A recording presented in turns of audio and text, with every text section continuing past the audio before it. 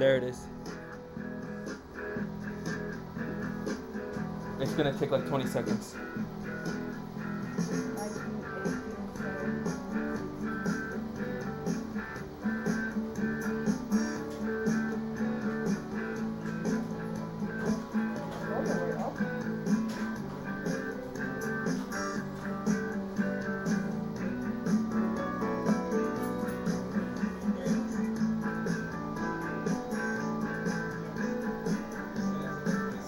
Oh.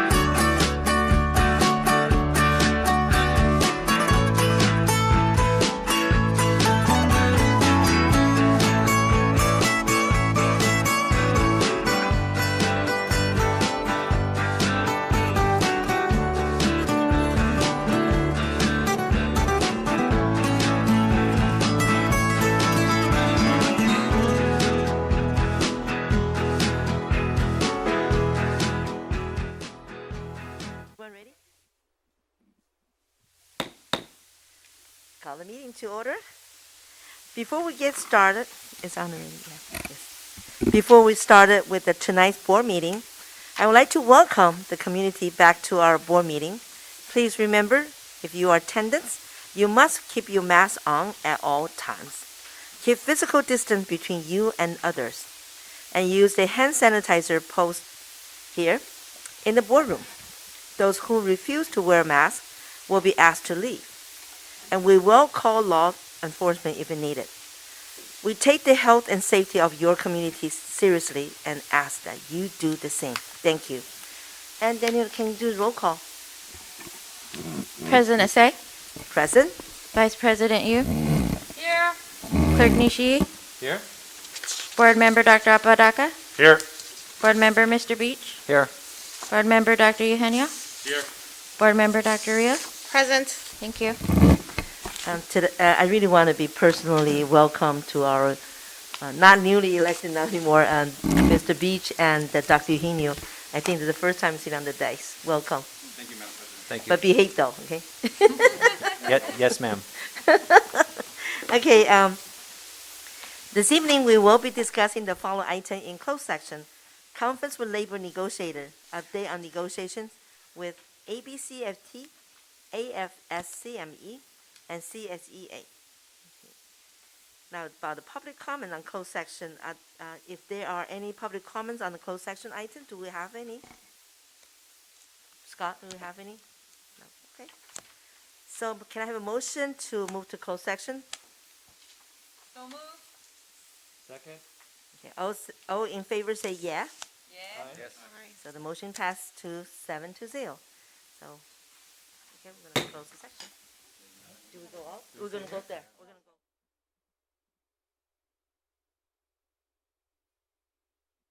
Almost back to normal. Wow. All right.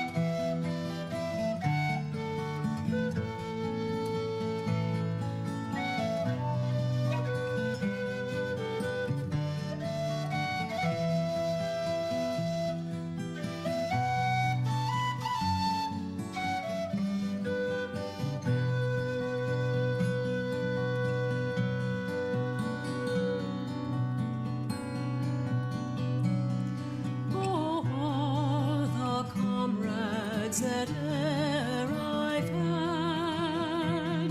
They're sorry for my going away, and of all those sweethearts that e'er I had, they'd wish me one more day to stay. But since it falls into my lot that I should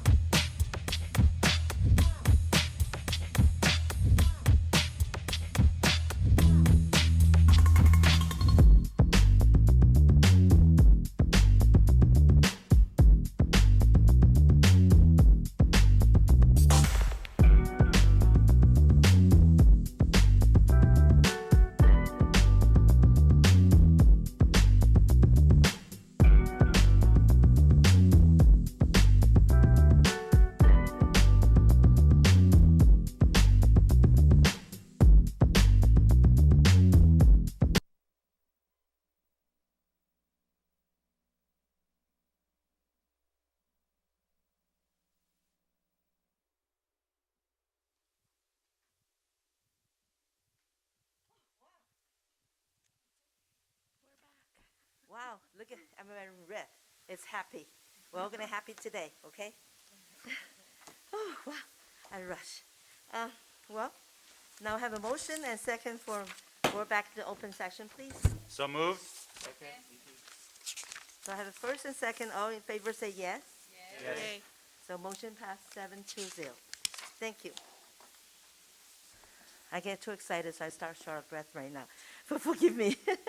Well, before we get started with tonight's board meeting, I would like to welcome the community back to our board meeting. Please remember, if you are in attendance, you must keep your mask on at all times. Keep physical distance between you and others. Those who use the hand sanitizer post here in the boardroom. Those who refuse to wear a mask will be asked to leave. And we will call law enforcement if we need it. We take the health and safety of your community seriously and ask that you do the same. I want to say thank you very much as a board. If you have a cell phone on, please silence your cell phone. This is a good time. And we welcome public comment. And anybody wishing to make a public comment must fill out the form. Daniel will have the form there, right? Okay, thank you. You must be fill out the card on the table to my left. All public comments are to be made during the public comments section or at the time an item is presented must be done before the item is discussed. Each comment must be no more than 5 minutes. Okay. And I also want to let the public know, so those people who are not able to come and do send some comments to us, all the board members here sitting here, they'll have the copy of this and they'll read your comments and we'll take action if there's need to be done. Me and Dr. Su will work on that. Tonight in closed session, the board discussed conference with neighbor negotiator, update on negotiation with ABCFT, AFSCME, and CSEA. Okay, I would like to ask our board member, Dr. Chris Apodaca, lead us for Pledge of Allegiance. Thank you, Dr. Apodaca. We stand. Put your right hand over your heart. Ready, begin. I pledge allegiance to the flag of the United States of America and to the republic for which it stands, one nation, under God, indivisible, with liberty and justice for all. You may be seated. Thank you, Dr. Chris.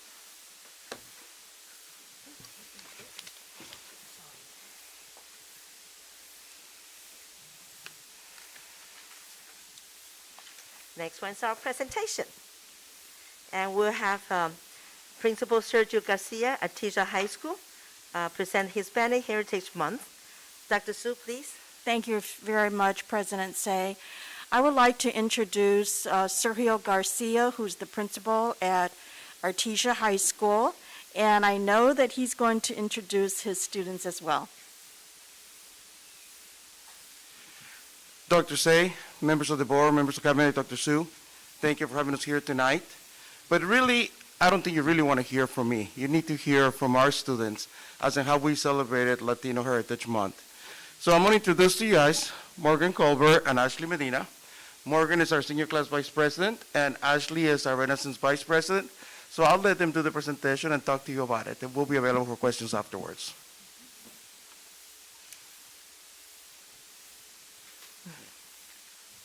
Right.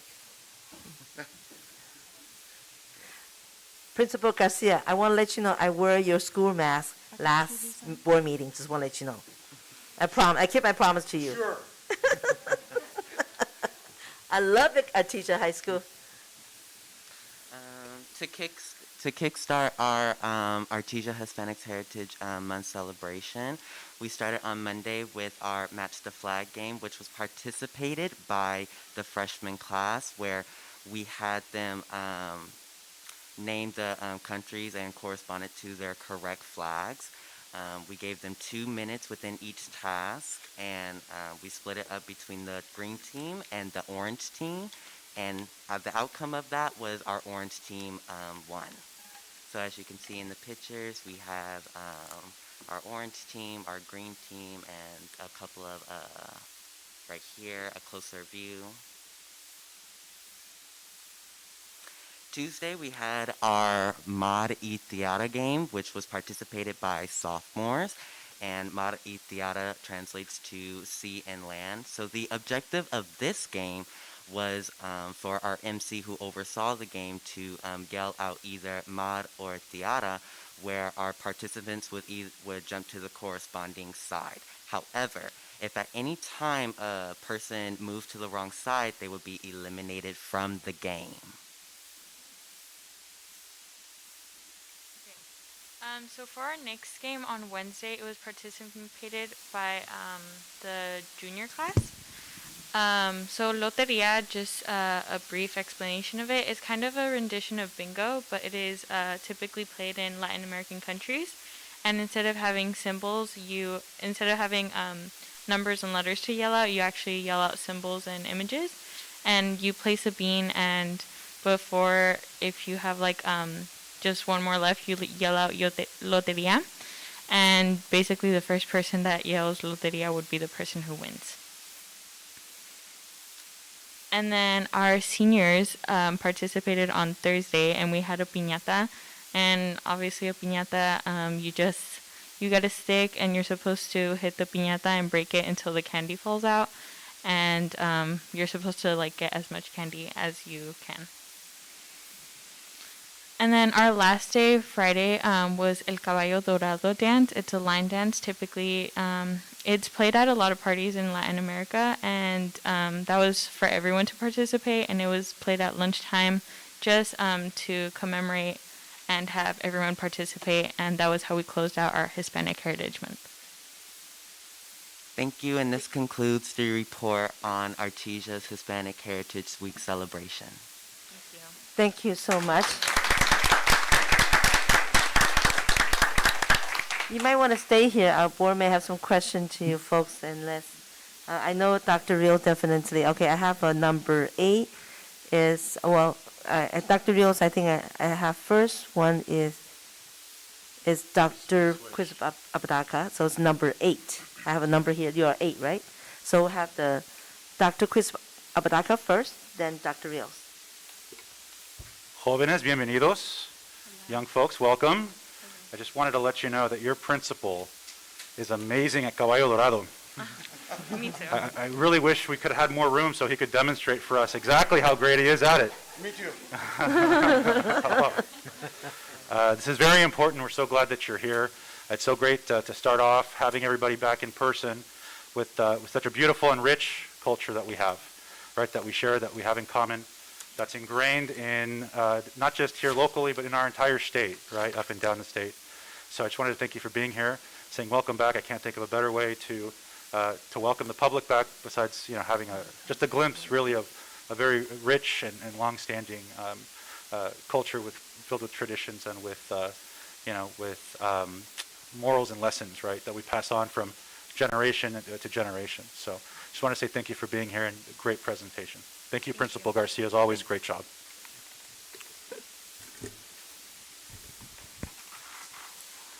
Thank you. Welcome, Artesia High School. I love that we get to have such a fantastic start. I love that we're acknowledging Latino Heritage Month. And when I started to see your post on Instagram, I just wanted to be part of that. For Artesia, we always hear such good things. You're an awesome representation of our district. But the students always tell us about how at home they feel and how their school truly is a family. And when you have events like this that, the majority of our students are Latino, that allow them to participate in such a positive way and celebrate their culture, we know that students want to belong.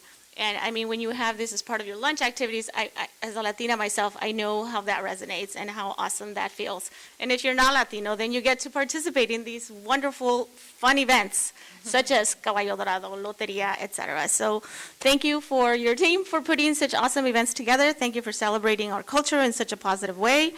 And again, thank you for getting us off to such a fantastic start.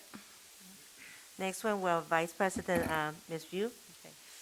Thank you for coming out tonight and really enjoyed your presentation. I know that this September 15th, October 15th is a national, it's on. National Hispanic Heritage Month. Did you guys get to eat any good food? during the week? Dr. Garcia is supposed to give it to you. Sadly, we had to follow school rules, although if we were offered the opportunity, we most definitely would have food to commemorate For the sure, Latino for and sure, Hispanic right? heritage. Yeah. Okay, thank you so much. One thing I do know, I love pinata. You know what? I make one actually when my kids small. It costs quite a bit, so I make my own. Put a box in it. My kids have a hard time to eat it, but once they open it up, all the candies dropped. It's so fun. You know, the kids grew up those times. I remember. So I want to thank you so much. Do we have any other comments yet? If here none, I want to say thank you so much, and you both dressed so nicely and so professional. I want to say, I mean, I can't see your whole face. Can you take your mask on? Let me see your face. So when I go back to school, I say who you are. You know, thanks again. You know, I also want a special thanks to our principal, Mr. Garcia, and I never forget our former board member had asked you, your score at that time 600 something, and you promised you'll bring up really high, and you did. You maintained our Artesia High School into high level test score, and I want to thank you so much. And the student over there, and I have visited a couple of times, they're really well behaved, very nice. I won't call them boys and girls, I will say gentlemen and ladies there you have. I want to thank you so much, appreciate it. Thank you.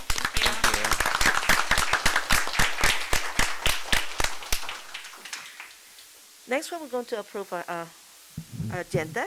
May I have a motion to approve agenda for regular meeting of October 5th, 2021? So moved. Second. Okay, I have a first and second. Daniel, roll call for me, please.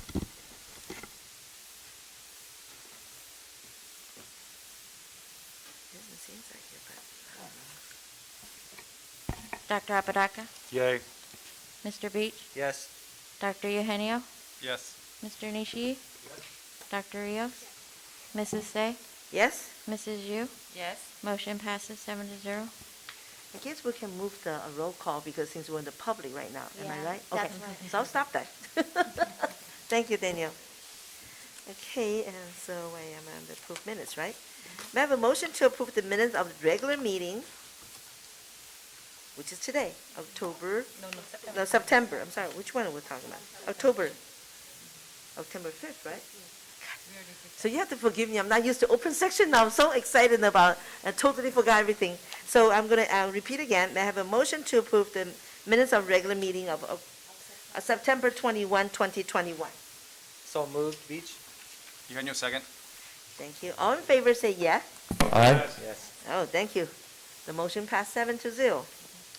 Next one will be, we have a student board. Oh, wow. Artesia High School. Okay, I have, is it Artesia High? No, that's ASB, but it's. The ASB, I'm sorry. Okay, so that will be our Cerritos High School. See, the things is here, I should follow my things. So where is my Cerritos High School?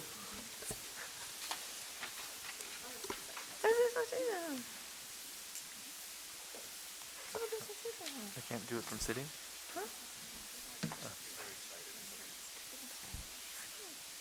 ASB. Good evening, President Say, Vice President Yu, Clerk Nishi, and distinguished members of the board. I am Ashley Walker, and this is Anama Kabawa, and we are your Cerritos High School 2021-2022 student representatives.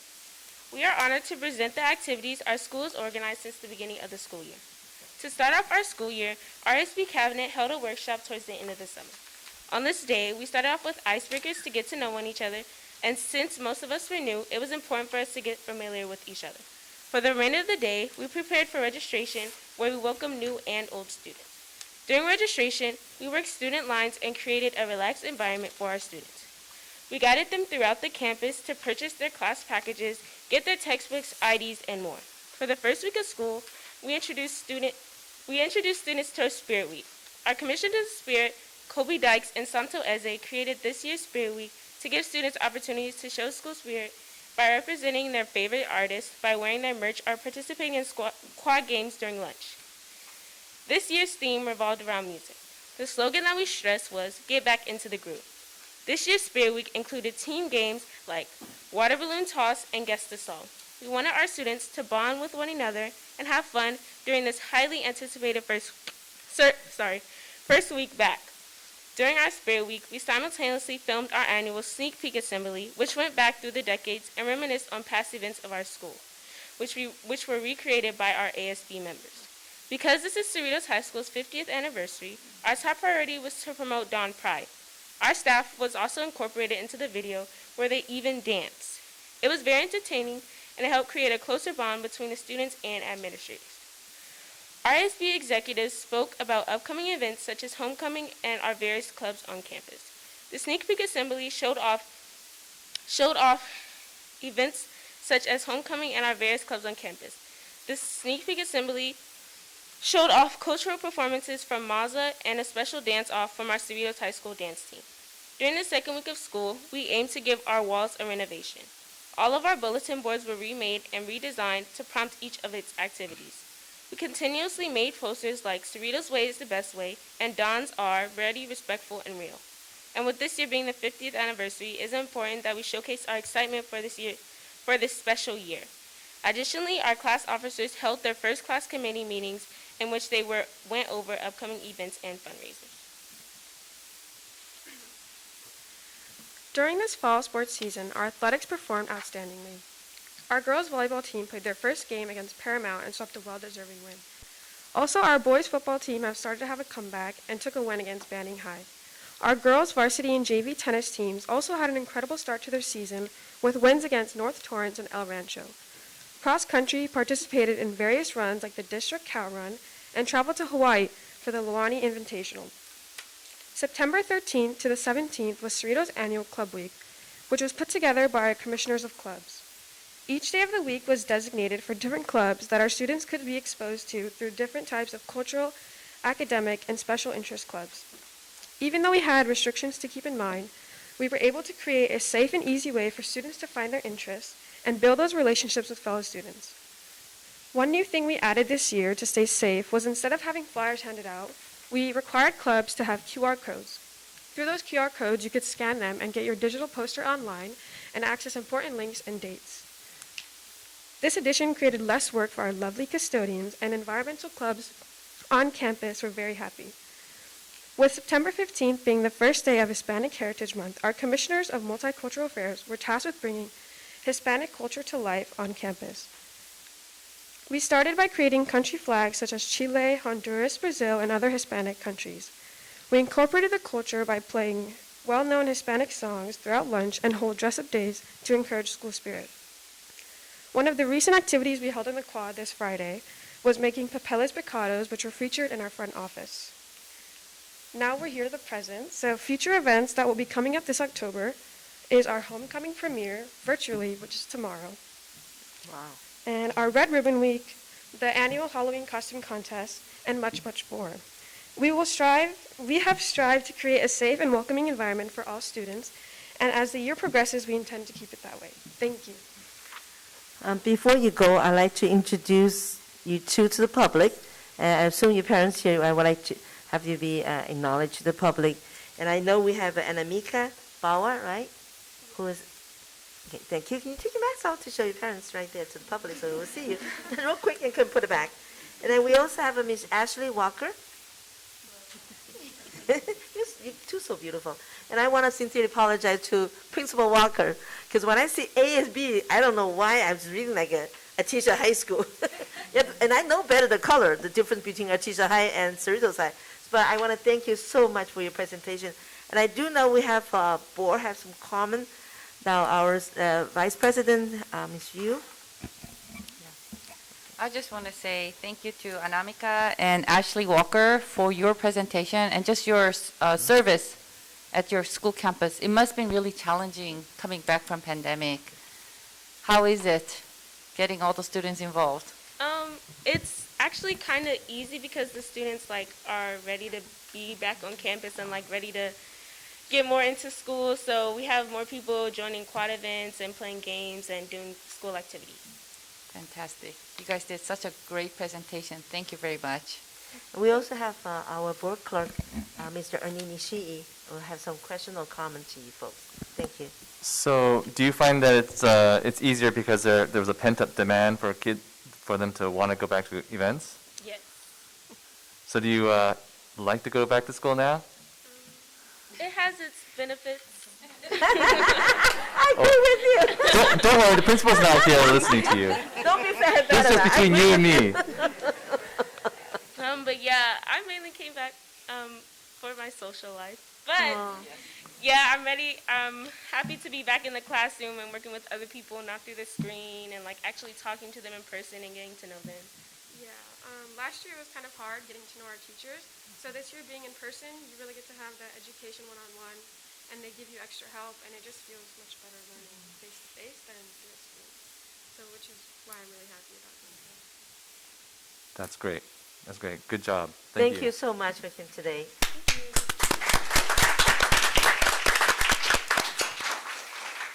Thank you, Principal Walker. Okay, the next one is going to be our superintendent report. Dr. Su, please. Well, first of all, I want to thank Anamika and Ashley from Cerritos High School for doing a great report tonight. I hope everyone had a great weekend last week. Congratulations to Craig Spratt, the principal at Cerritos Elementary School, for being selected a National Blue Ribbon School Award. As Principal Craig Spratt said, being named a National Blue Ribbon School is a tremendous honor for our students and staff. This recognition is due to the hard work of the entire school community. A number of us will be traveling to Washington, D.C. on November the 3rd through the 6th to accept the award for the National Blue Ribbon School. We also received the Los Angeles County Department of Arts and Culture Awards. We were one of 41 school districts that advanced arts education. The Los Angeles County of Arts and Culture has announced that grants totaling $867,700 will be awarded to 41 school districts. As mentioned by Jacqueline Chun, we are honored to be supporting these 41 school districts and are excited about all the different ways these grants will help them initiate, expand, or preserve students' access to quality arts education at this critical time. Ms. Chun is the Chief Program and Operations Officer at the Carl and Roberts Deutsch Foundation and Chair of the LA County Arts Ed Collective Founders Council Advancement on Grant Subcommittee. On Monday, September 27th, I visited the adult school program with the class fusing class with Nancy Amara, principal of adult school. They do amazing things in the class with their projects. We held our regular PAL council meeting on Monday. We spoke about the need to revisit the PAL retreat. We will still be at the Sheraton Hotel with our cabinet members, including the principals and equity officer, along with their ABCFT Executive Council members on October 28, 2021. I visited Carmenita Middle School with Principal Robert Castillo on Tuesday, September 28th. We visited a number of classrooms that day, including foreign language, history, English, special education, and math. We had a wonderful time together with the administrative team. As part of that day, I continued with Imagine Learning with Michelle Joyce. It was a wonderful experience to learn what we are doing with Imagine Learning. They provided experiences for administrators in English and math projects.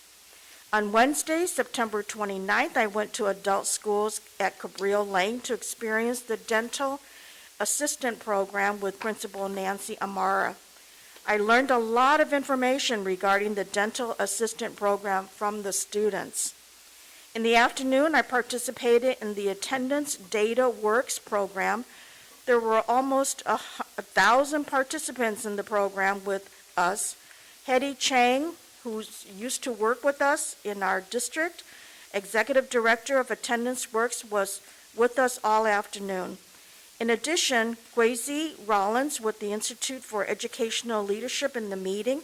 They had a panel of participants from Todd Rogers, Professor of Public Policy at Harvard Kennedy School, Maribel Childress, Superintendent of a small district in Arkansas, and Charlene Russell Tucker, commissioner in Connecticut State Department of Education. It was an inspiring meeting that taught us a lot about what is significant with attendance being the focus of the day. That night, I also attended the Tracy High School virtual back-to-school night assembly. On Friday, October the 1st, I visited Cerritos High School with Principal Patrick Walker. We visited numerous classrooms outside in the quad area. They included a math class as well as a history class. I spent time in the multimedia lab, English class, art, ceramics class, and foreign language class. In the afternoon, I participated with the AXA Region 14 Superintendent's Luncheon at Parker's Lighthouse in Long Beach. There were 11 superintendents that gathered together that day. On Monday, October the 4th, I met with our principals in our cabinet meeting. They included Dr. Tom Tracy from Nixon Academy, Julie Yabumoto from Palms Academy, Robert Castillo from Carmenita Middle School, Sergio Garcia from Artesia High School, and Adrian Thomas, who is our equity officer.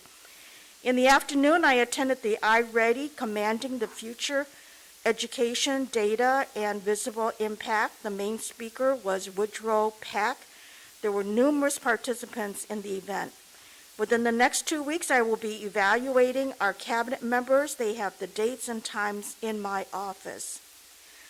Beginning on October the 11th, next Monday, the district will be providing weekly testing of our employees. Some may take the test depending on their circumstances and the school it is involved in. We will provide the board the full schedule of the testing at our school sites. Have a wonderful weekend, and that concludes my report, President Tsai. Thank you, Dr. Su. I know you with travels everywhere. Thank you so much for working so hard for our district. Now it's our employee representative report on, do we have any? Thank you. Now it's my turn to give you my president report. Okay. The last 2 weeks, I was very busy. I went out for quite a few breakfast visits and attended Teacher Festival. I talked on the phone with the local community members. Some are parents concerned about COVID-19. Some related concerns of over CCEJ, CRT, and ethnic study. Yes, I am aware of these issues. And yes, I read emails and social media posts. As a district, we are focused on all of our students. 2 matters that I would like to report tonight.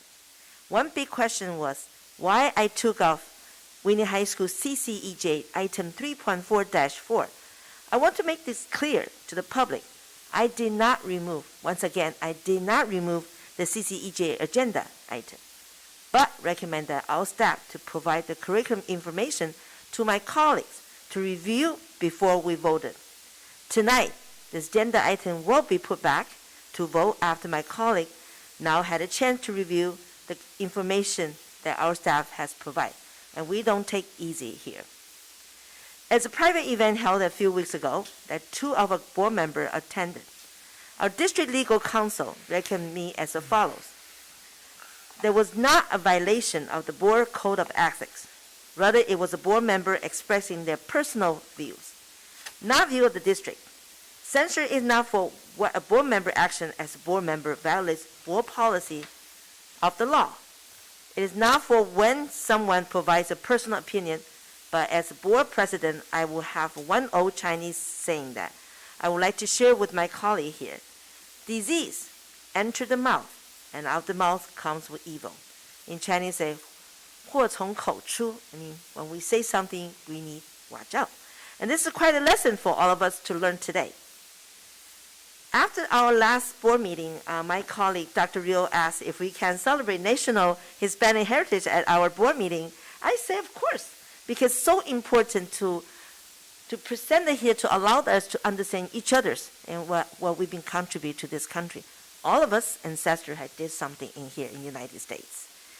And we know about, since our board vice president talked about National Hispanic Heritage Month, and I also want to say, I would like to take end of my report with a thought about this. Let's not just use this month to celebrate, but let's remember the Hispanic contribution and influence of our nation all year long. We need to learn to appreciate each other's. We need to learn each other's culture. We need to respect each other as a single person. We all should treat each other same. And we deserve it. Our ancestors and our generation, our next generation. So that's my end report. That's my end report.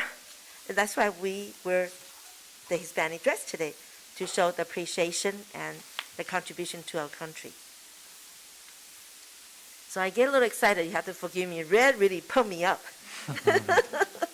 Okay, so next one will be public hearing. Okay, and we will have the so-called. I would like to open a public hearing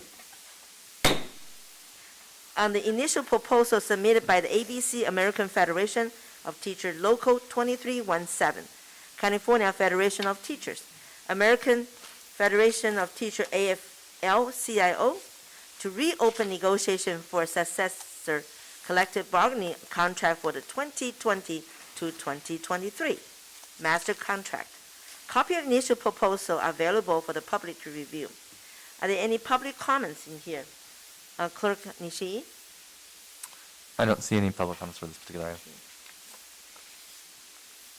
Here, no comments. The public hearing is closed. Next one, I would like to open public hearing. I never have a chance to use the rubber for a long time. It's kind of scary now.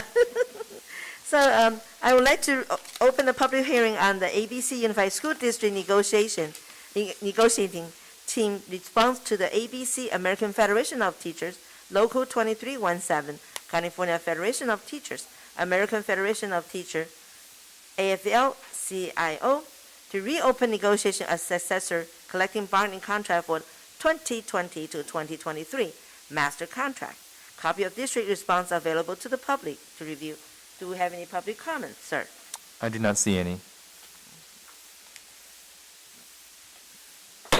Here, non-comment, the public hearing is closed. Now we're going to open to our public comments. Okay. Person wishing to address the board should fill out a card located at the table by the door and submit the complete card to the secretary. Speakers will be called in sequence during the public comments section, which is limited to 1 hour, and each speaker to one presentation of 5 minutes unless the board wishes to waive the time limit. Those who have a group of concern are encouraged to select a spokesperson to address the board. Person wishing to address the board on a specific agenda item at the time the item is under discussion are limited to 5 minutes each, and will be called to speak following the staff comments and prior to the board discussion and take action. Did I say that? Because Ernie's supposed to say that. But Ernie said, and continue. I'm sorry, Ernie. Adverse remarks, continue. Sorry, Okay. Clerk. Adverse remarks about a person's race, ancestry, ethnic group identification, religion, color, national origin, sex, sexual orientation, gender, mental or physical disability, or age may not be made. Concerns presented to the board will be followed up and addressed by the appropriate staff. Do we have any public comments? Yes, we do, Madam President. Thank you, sir. I will call the three up, and if you can come up in the order called. The first one is Joshua Pena. The second one was Mel Cortez. And the third one is, I think it's Megan Mitchell. Thank you.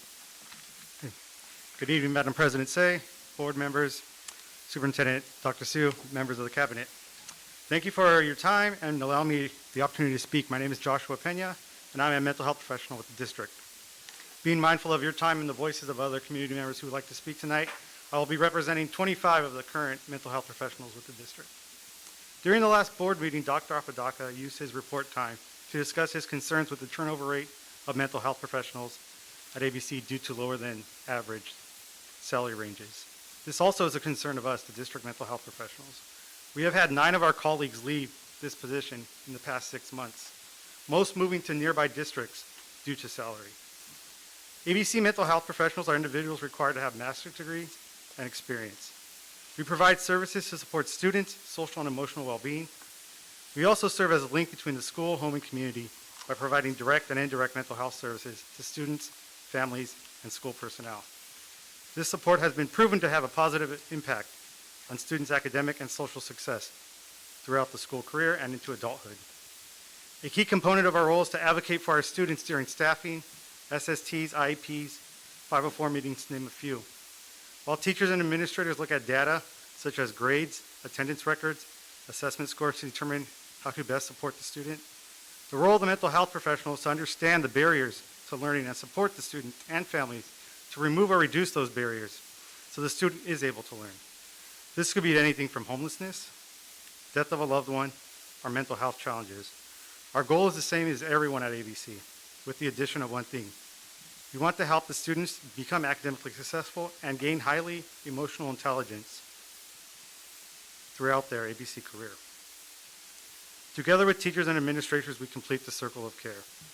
Tonight, I will not only represent my fellow mental health professionals, but also the ABC students who have received mental health services, including students who have wanted to self-harm or die by suicide, wanted to harm others, struggle with anxiety, anger, or simply had no one to talk to. They come to us seeking help. We also support our foster, homeless, and military-connected students. We are available to every single student on campus as well as all teachers, administrators, and staff. Our calling is to support and advocate for those in need, but we must have the courage to advocate for ourselves as well. During the first 6 weeks of this school year, mental health providers have contacted 398 parents to discuss school-based counseling, provided 472 classroom social emotional learning lessons, began school-based counseling with 491 ABC students, in addition to checking in with 478 ABC students regarding their mental health. Referred 38 students to community-based counseling agencies, responded to 182 crises across the district, provided 215 staff members with social emotional workshops, and consulted 218 times with teachers regarding best practice with challenging students. Please note these numbers do not reflect the 9 school sites that started the school year off without a mental health professional. In the mental health field, we have a term, continuity of care, meaning the longer the client and service provider work together, the higher quality and efficiency of the service. As mental health professionals, the longer we are at our school sites, the stronger the school community and community partnership becomes. When it comes to working with our most vulnerable and at-risk students, we are seen as a beacon of stability that represents how much ABC cares. We cannot be this beacon if our team changes annually or sooner. We cannot offer stability if, as a team, we are not stable. We all love what we do and are fully invested in the work we do with our students and the local community. Several of us attended ABCUSD, live in the community, and have children that attend school at ABC. It is our hopes the board can find a resolution ensuring continuity of care by retaining our highly qualified and experienced mental health professionals who have a lifelong impact on our students and community. Thank you very much for your time.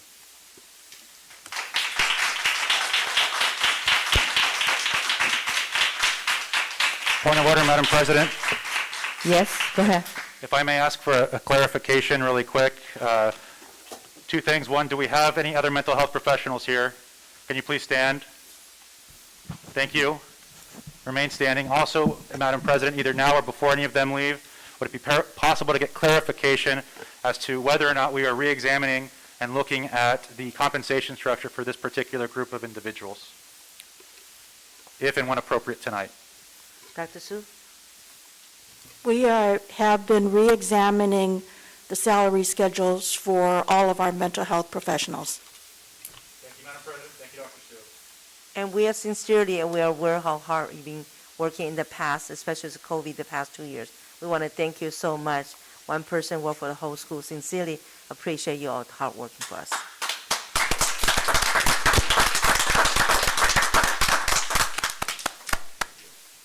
Go ahead, Clerk Nishii. Good evening.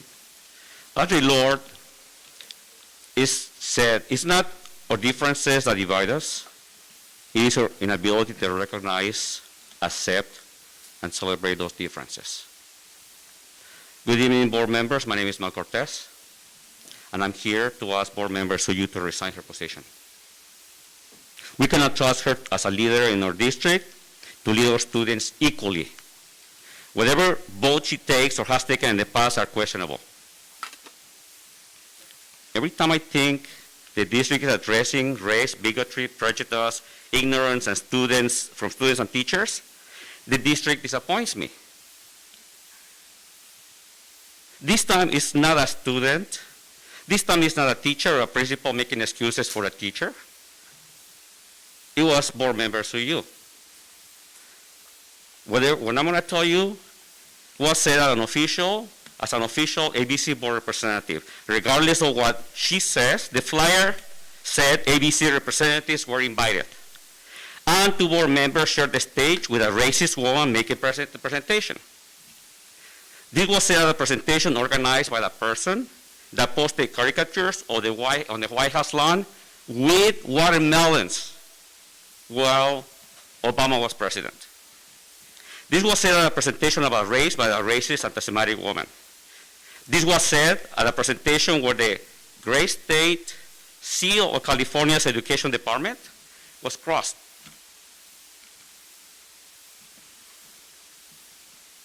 This was said on the first day of Hispanic Heritage Month, September 15. I don't have the right words because I wasn't there. I'm not in the habit of attending meetings led by racists. But it was something like this. What can Latino parents or parents do to make sure their kids do better in school? Instead of saying, talk to your teacher, stay for after-school tutoring, talk to a counselor, read more, have study groups, etc. What we say to those students. Instead of saying that, the response went something like this. I will tell them to start having quinceañeras and go on vacations to Mexico and use the money for tutoring. Maybe it was not Mexico. Quinceañeras usually happen in Mexico. Maybe it was Guatemala, El Salvador, Honduras. Who knows? And also, it was said, pay somebody to help you. So, by now, I'm sure Ms. Suyu has a prepared statement with help of district personnel explaining that what happened didn't really happen. The statement is worth nothing. It's worth nothing because the district has a history of bigotry and racism. My daughter and my son had experiences. They're not here anymore. Well, my daughter was a student at Cerritos High School. One example. In her Spanish class, she was shown a movie about a pregnant Latina girl surrounded by cholos, gangsters, to learn about the Latino culture. After the class, I remember my daughter said that. They asked me where was my baby. My son had to watch a student's made movie made at the school during morning announcement to celebrate Hispanic Heritage Month. All the characters were dressed like cholos and gangsters. I saw it because it was on YouTube. Once I contacted the school, it was deleted. My kids also had to watch at Cerritos High School, students dressed as cholos, gangsters, during pep rallies right before they played Guard High School. So now the district is trying to start ethnic studies classes at two high schools to address also the racism that was brought up in the past 2 years that have been happening all over. So whatever statement you have, Ms. Suyu, is worth nothing. No quinceañeras, no vacations, pay for your own tutoring. I'm sorry. I'm sorry. See, I'm sorry doesn't work anymore. The plate is broken. Our executive officer has a lot of work ahead because our district is broken. Board members, you are neutral or say nothing in a situation of bigotry and racism. You have chosen the side of racist people. Happy Hispanic Heritage Month.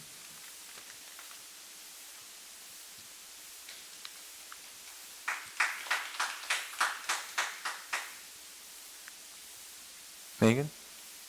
Mitchell?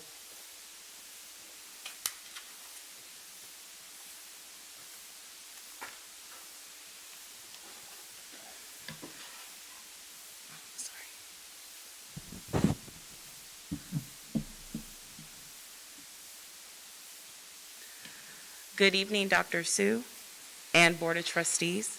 I'm Megan Mitchell, and I'm a parent of an ABC student.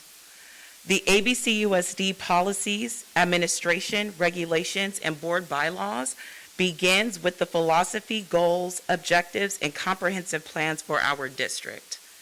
In section 0000, this adopted policy sets goals for our district. Goal number 3 is to provide ongoing and pertinent training for all administrators, teachers, certificated, and classified staff. And goal number 8 is to develop a better understanding of the communication amongst all ethnic groups and races in order to promote the concept of a global community. Further, to promote appreciation of unity and uniqueness amongst diversity. In the summer of 2020, stakeholders like myself and other community members made it known that there were major disparities regarding equity, diversity, inclusion, and representation within our ABC community. We did a lot of work, and with the partnership that we built with schools like Whitney High School, we have started taking the necessary steps to create a safe, inviting, and supportive environment for our students, and are requiring the students at Whitney High School, as well as the staff members and administration of at Whitney High School, to develop a better understanding of the practice of equity, diversity, and inclusion by attending and participating in professional developments and training. After hearing the audio and reading the transcripts of the event that took place at the Cerritos Library, I am appalled, I am disheartened, and I'm gravely concerned of the state of our district. The comments that were made by Board Vice President Sue Yu demonstrate a lack of understanding, preconceived notions, and implicit bias against varying cultural groups and races that make up our school district. Her comments, while they may not have been on the behalf of the board, are a reflection of this board. To be silent in the face of racism is to be complicit in the face of racism. I've heard a few people on this board quote Dr. Martin Luther King Jr. over the last 18 months, especially when we're regarding issues of racism and bigotry, and specifically during the passing of the Board Resolution 19114. So here's another quote to add to that. This quote was taken from his letter from the Birmingham jail, because oftentimes we forget that Dr. King did not stand quiet in the face of bigotry, that he did not stand complicit when people were violating his rights. He actually was murdered for standing up for the equal rights and treatment of others. He said, "I have almost reached the regrettable conclusion that the Negro's great stumbling block in the stride toward freedom is not the white Citizens Councilor or the Ku Klux Klanner, but the moderate, who is more devoted to order than to justice, who prefers a negative peace, which is the absence of tension, to a positive peace, which is the presence of justice, who constantly says, 'I agree with you in the goal you seek, but I cannot agree with your methods of direct action.' A shallow understanding from people of goodwill is more frustrating than absolute misunderstanding from people of ill will. Lukewarm acceptance is much more bewildering than outright rejection. If we as a district, as a community, and as a board continue to sit and remain silent in the name of decorum, propriety, and civility, we are ultimately telling our community, our students, our parents, our families, that the bigotry and racism that is apparent in ABC and Board Trustee Sue Yu is not a deal breaker. Our silence continues to state that it is acceptable to get in a public forum and say these things.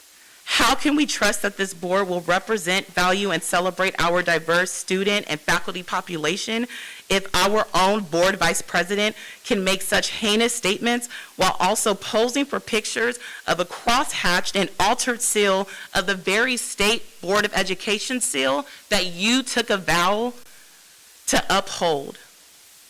This is egregious behavior, and it cannot be placated by an apology.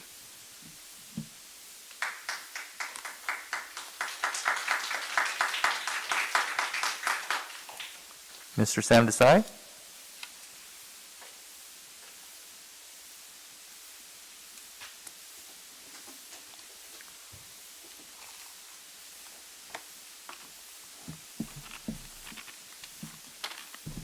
Thank you, Daniel. Keep our podium as clean as we can. Thanks so much. Appreciate it.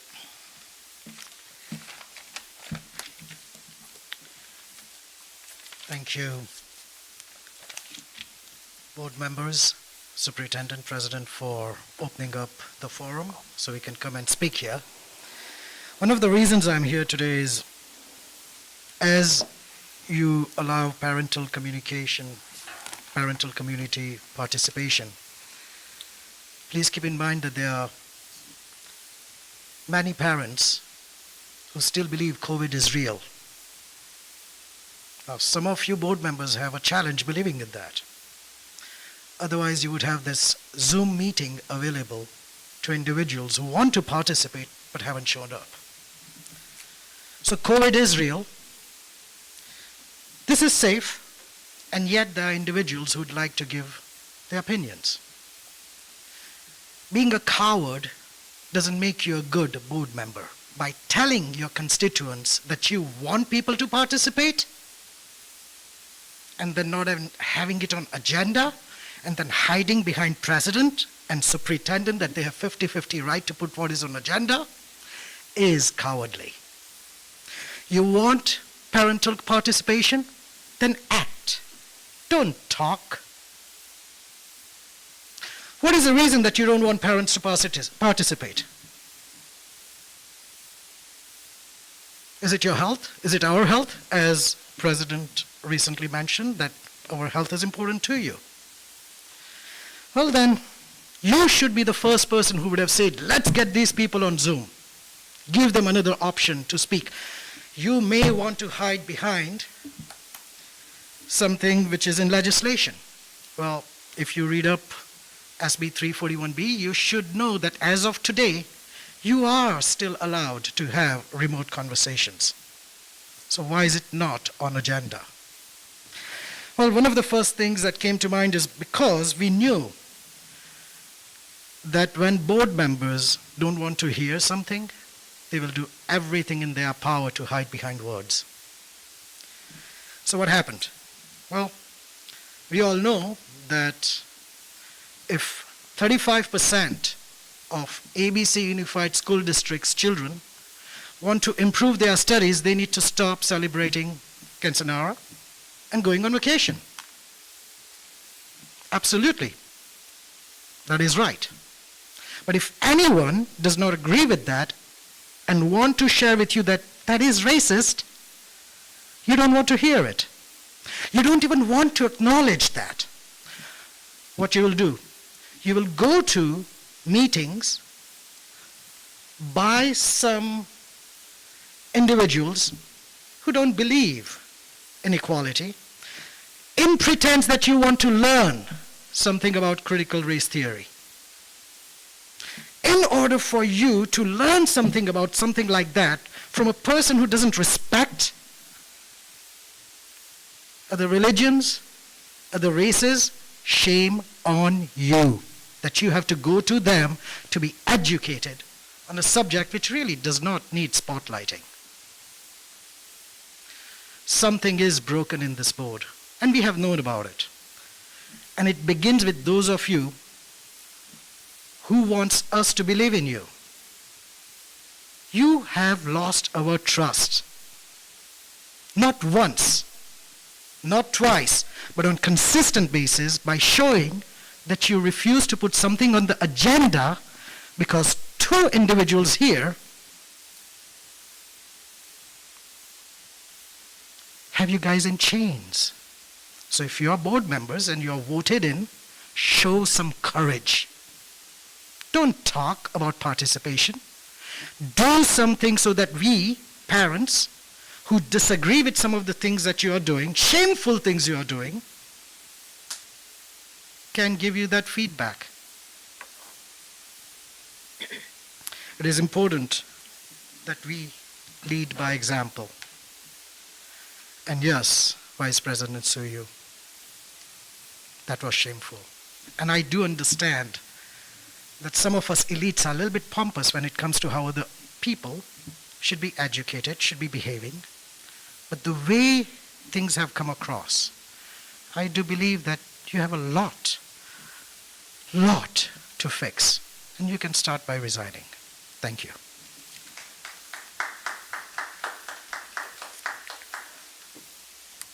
Sylvester Ani.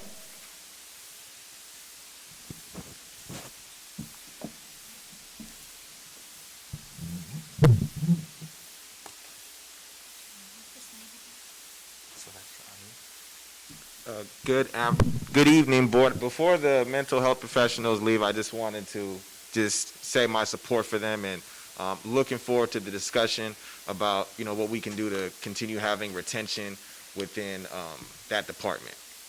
So something I wanted to speak about tonight is what's being discussed right now, and what's being discussed right now is going to be the beginning of a lot of long conversations about how we move going forward, right? I think it also highlights the amount of education and discussion that we need to start having together as a community because of events like this. I spoke to Suyu in private, and I said the same thing that I'm going to say privately in public. The statements were wrong. In context, out of context, we're wrong. There's no going around that. And the thing that I think highlights what's beginning today is that our positions being representatives are not about us, but it's about the people who we represent. And that's who ultimately holds us accountable for what we do. They decide if we should be in these positions in the first place. And it's not on us, to make that decision. It's on the people who elected us to make that decision if they want to see you continue representing them. I'm always about healing and reconciliation and the best path moving forward. And right now, what needs to happen is an honest conversation with the community that was harmed about how they feel is best to move forward. And that's how we have to center all of this, is a community that was harmed. How do they feel is the best way to move forward and go from there? Because if that gets lost, that's how you lose faith in the community. That's how you lose trust in the community.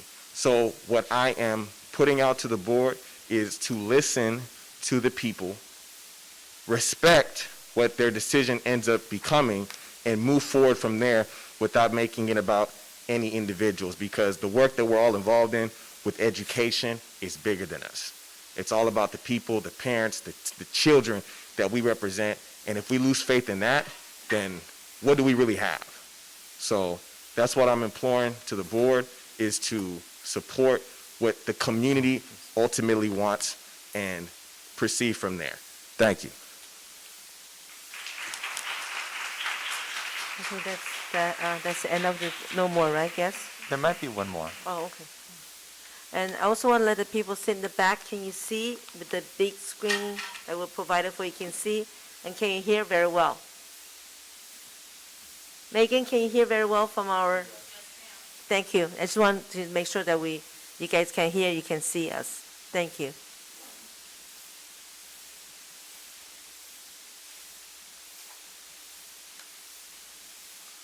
Thank you. Eddie Salcido.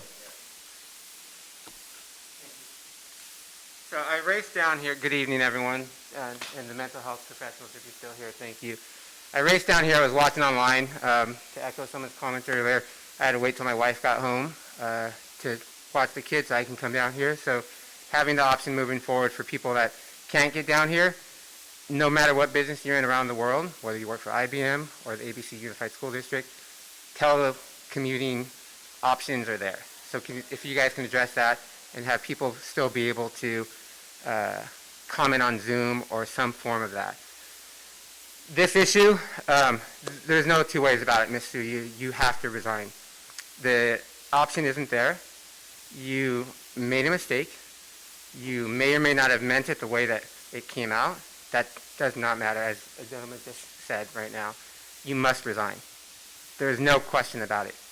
Colleagues should ask you to resign. That's not to say your life as a valued member of the community or coming back to the school district is out of the question. But until that rehabilitation takes place, until we can say, yes, we can trust Sue Yu, she understands the devastation. The issue about the right-wing alt member that was there that has ties to this and that doesn't matter for this particular thing. It matters in the big picture. It matters that some of our council members didn't condemn a certain person. Republican, Democrat, it doesn't matter. There's certain ideologies that just don't fit, and especially in this community.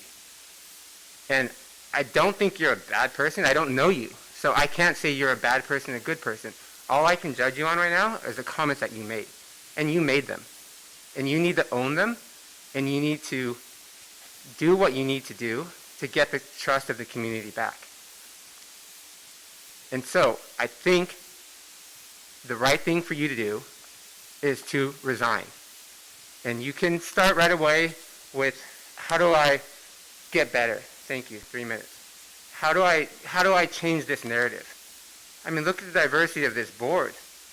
If I'm some of the Latino or Latinos on this, I don't even know how I sit next to you based on what you said. Do some role reversal here. Had someone said, don't celebrate Chinese New Year or don't do something in some other culture other than Hispanic culture, everyone would be up in arms. If Ms. Rios would have said something like that, protests everywhere, she wouldn't even be here tonight. She would have been off this board already. So I'm asking you to do the right thing. Start the rebuilding process tonight by resigning. Help this community, because there are other issues. I mean, things aren't getting better, unfortunately. It starts at the top. We've seen it from the president down to this board level, down to the school level. Pick any level. So I'm asking this board to do the right thing and encourage Ms. Sue Yu to resign and to start a process in this. And critical race theory, it's not even taught K through 12. It's a college level a concept. And in some of these programs that we have at Whitney and some of the other programs, great, let's keep exploring those things. But I know that this board wants the best for the school. We've had some conversations. I still have issues that are beyond this. But I raced down here just to look you in the eye and ask you to do the right thing. And I'm asking the board to do the right thing and start to say, okay, how do we look at this from the macro level, and what can we do at the micro level? So our kindergartners, our first graders, our 12th graders are going off to college with a better worldview. Because the diversity of this district is amazing. It's one of the reasons why we're here. We had other options. We're here because I want my kid to see brown and white and black and every ethnicity. I want them to smell the foods of the world. But what I cannot accept is for someone to say, don't have a quinceañera, don't go to your homeland, whether that be like someone said, or Guatemala, El Salvador, or Mexico, wherever it may be. I cannot have my board represent my kids' education when things like that are said. So I'm asking you, please do the right thing. Please offer your letter of resignation and start your rebuilding immediately. Thank you.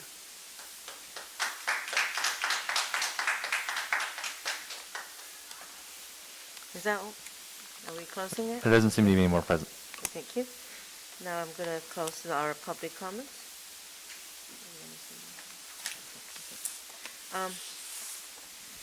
So next one will be information item.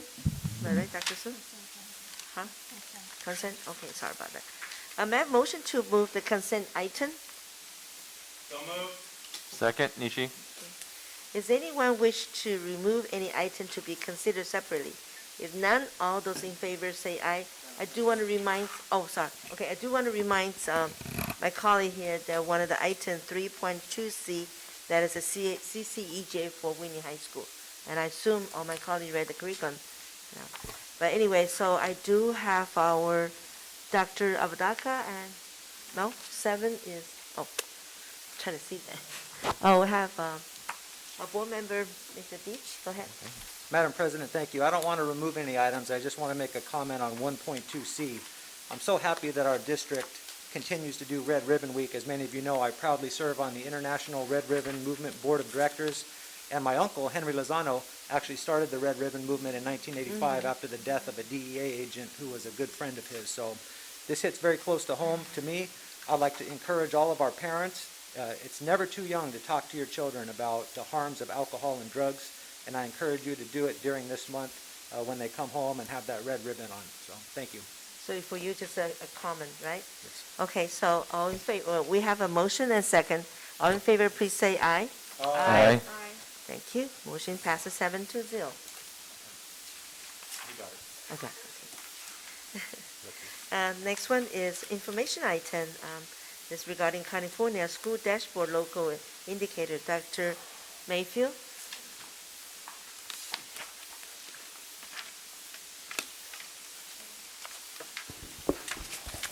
Thank you. Good evening, Board President Sophia Say, members of the board, and Dr. Sue. Annually, districts are required to present to their Board of Education the California School Dashboard Local Indicators. The local indicators that we are required to present on cover 5 specific areas. The first is basic, teachers, instructional materials, and facilities. The second is implementation of academic standards. The third, parent and family engagement. The fourth area is local climate survey. And the fifth, access to board course of study.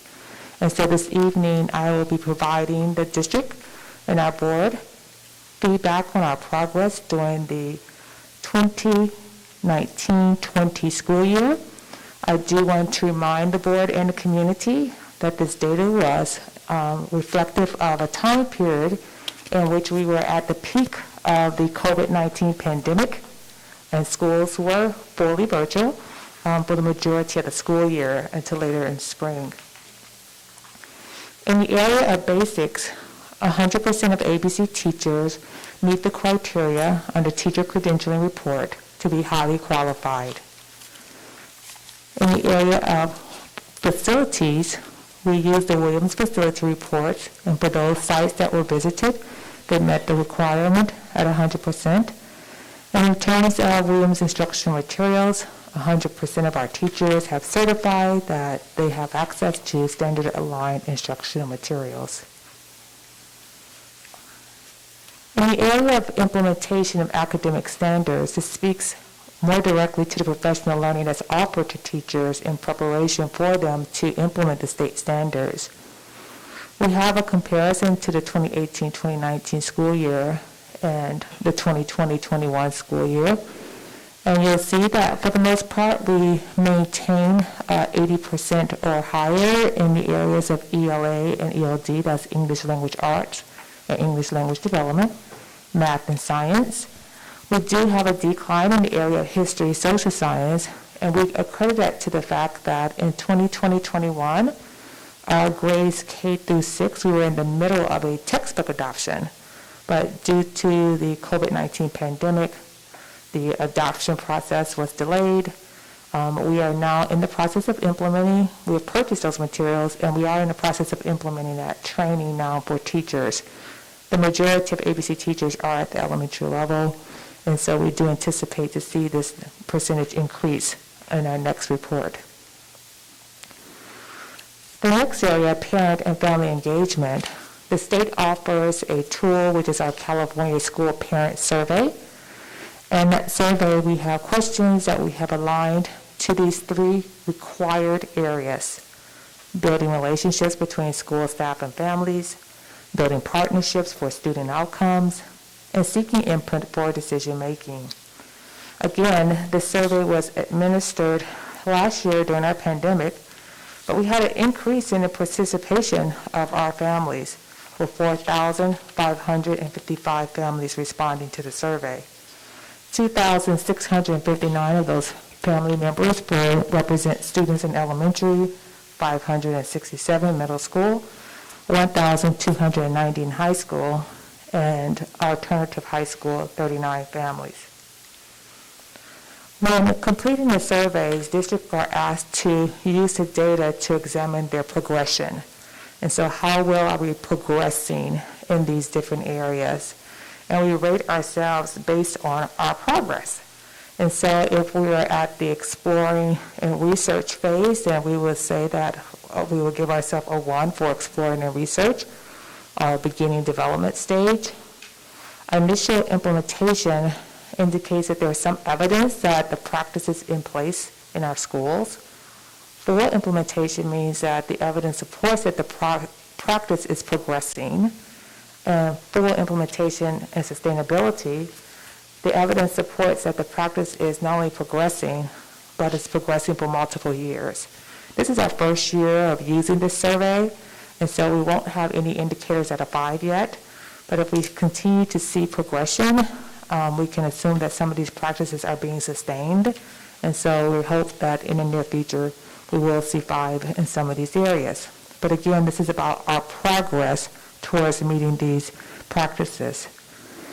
So in the area of building relationships with parents and guardians, our families were asked, do schools staff treat parents with respect? And 88% to 96% of our elementary, middle, and high school parents agreed or strongly agreed.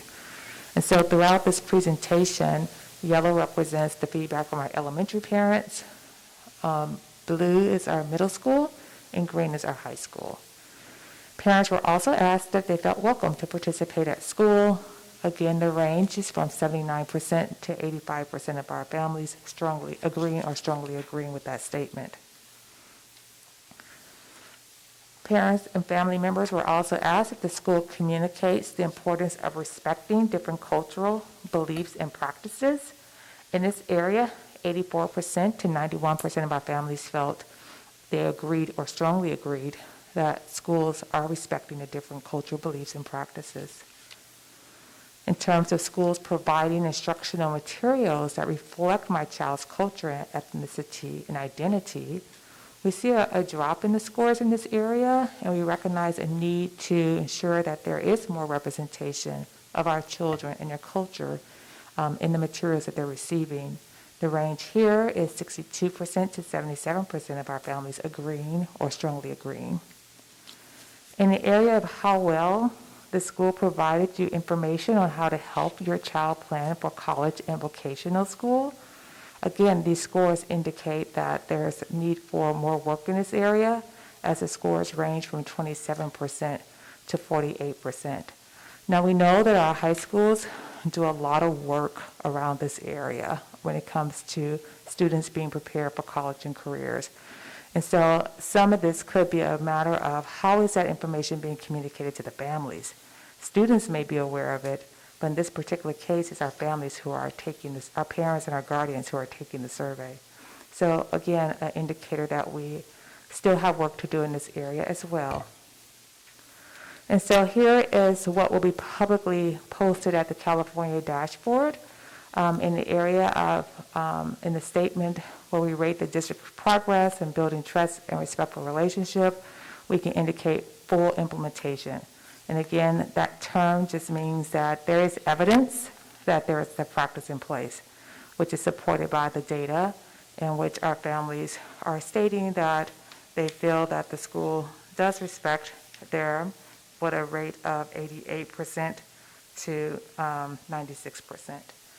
In the area of creating a welcoming environment, again, full implementation, the data does support this evidence that our parents are feeling that we're making progress in that area.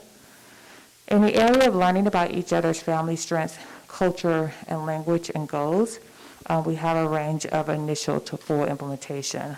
Initial indicating that there is some, but not sufficient enough in all areas, at all levels. The next section is building partnership with student outcomes. The question was asked, does the school provide opportunities for families to partner with the school? And again, the response was 76% to 77% of our families agreed or strongly agreed. In the question, the school provides quality counseling or other ways to help students with social emotional needs. Again, our families indicated with a 75% to 79% range of agree or strongly agree. And teachers communicate with parents about what students are expected to learn in class. Again, the range is 70% to 90% of our families agreeing or strongly agreeing with that statement. The school keeps parents well informed of their child's progress in school.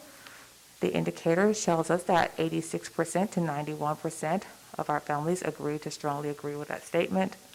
At the beginning of the school year, parents and guardians receive an updated electronic or printed copy of district and school policies. 89% to 91% of our families said yes.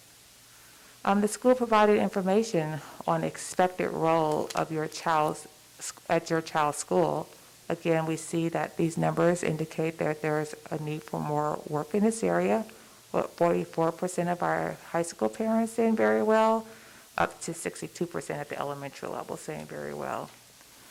So when it comes to providing families the information that they need to support the learning of their students at home, we are at the initial implementation. There is some evidence, but not sufficient, that we are making progress in that area.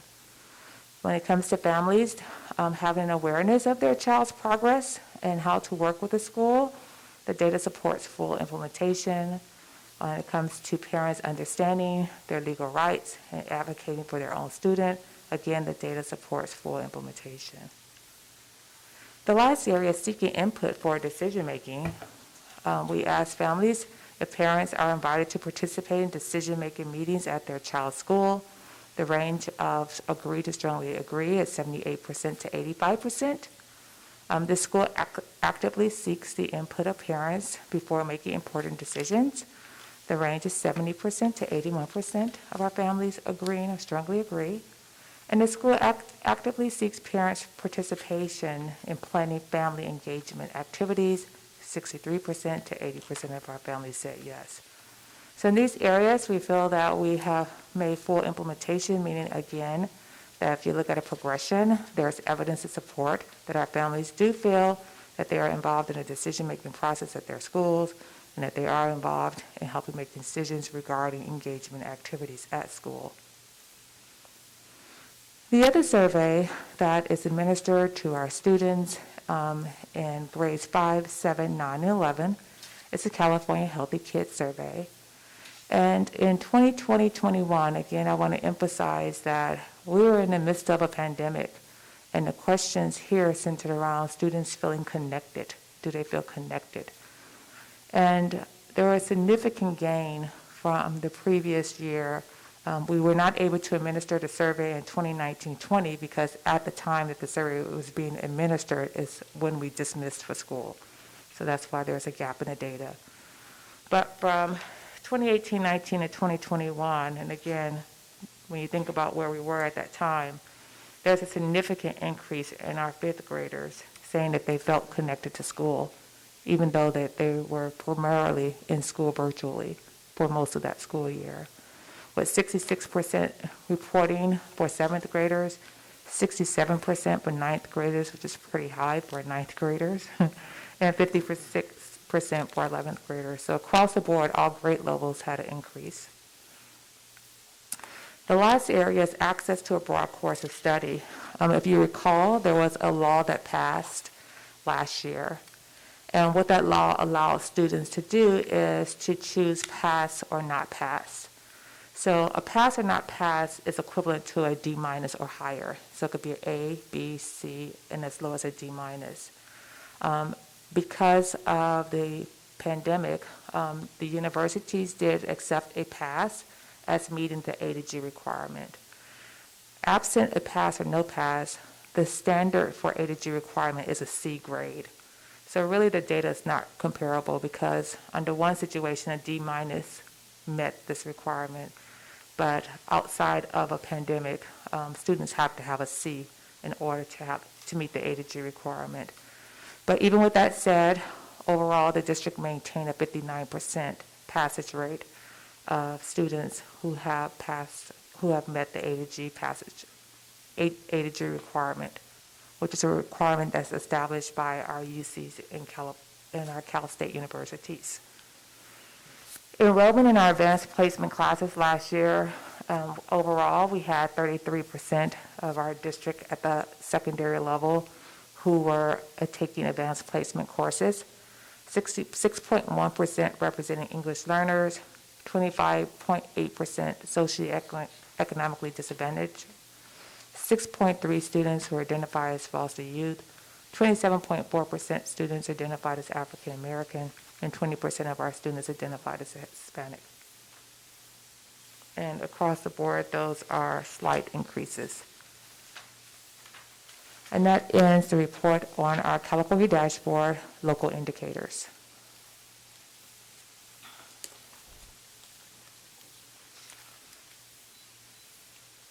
Okay, do you have any questions from any comment from our board here? Okay, that's not, now I see it before I can see it. Okay. So we have a clerk, Mr. Nishii, and go ahead. Thank you. Thank you, Madam President. So this last one, African American, 27.4% in terms of advanced placement enrollment. What is the actual enrollment of, is that disproportionately high or low compared to the population?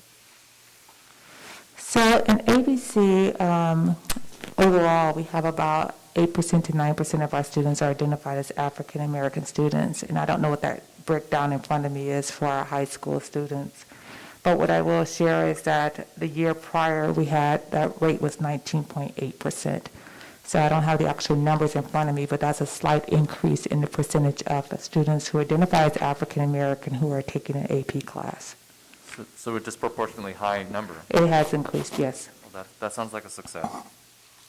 I had a question regarding this page 8, regarding the school communicates the importance of respecting cultural differences in both practices. Did you differentiate between different areas of the school district and find different numbers in terms of that particular data point? So every school has an individual school report, and then we would also receive a district report. And so I can provide the board, if you're interested, a copy of each school's report, and you can see how families responded in that particular area. And so when we get our report, we have it all students, it's an accumulation of all the schools, and that's how the data is reported at the district level. But I do have individual school reports if you're interested. So what I mean is, was there a disproportionate number, higher or lower in particular areas of the district? You will be able to see that from the report. I don't have that information with me, but each school has an individual report, and this question was answered at each school. Okay, thank you. And then this is a little bit concerning that 48% of the students in high school didn't feel like we got enough information about college. So keep in mind, this is the parent and guardians completing the survey, not students.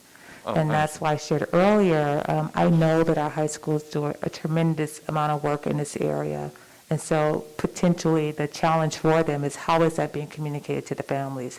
How are they making sure that parents are aware of their efforts and the work that they engage in with helping students to complete college applications, to apply for the FAFSA, to make sure that they're enrolled in CTE courses, as well as our dual enrollment courses. So this could be a communication piece, but again, when we look at the data, we can look at it by individual schools, and the schools have that data, and they're asked to think about it in the terms of their school plan, and how are they going to write an initiative or a goal towards responding to not only the parent data, but the student data as well.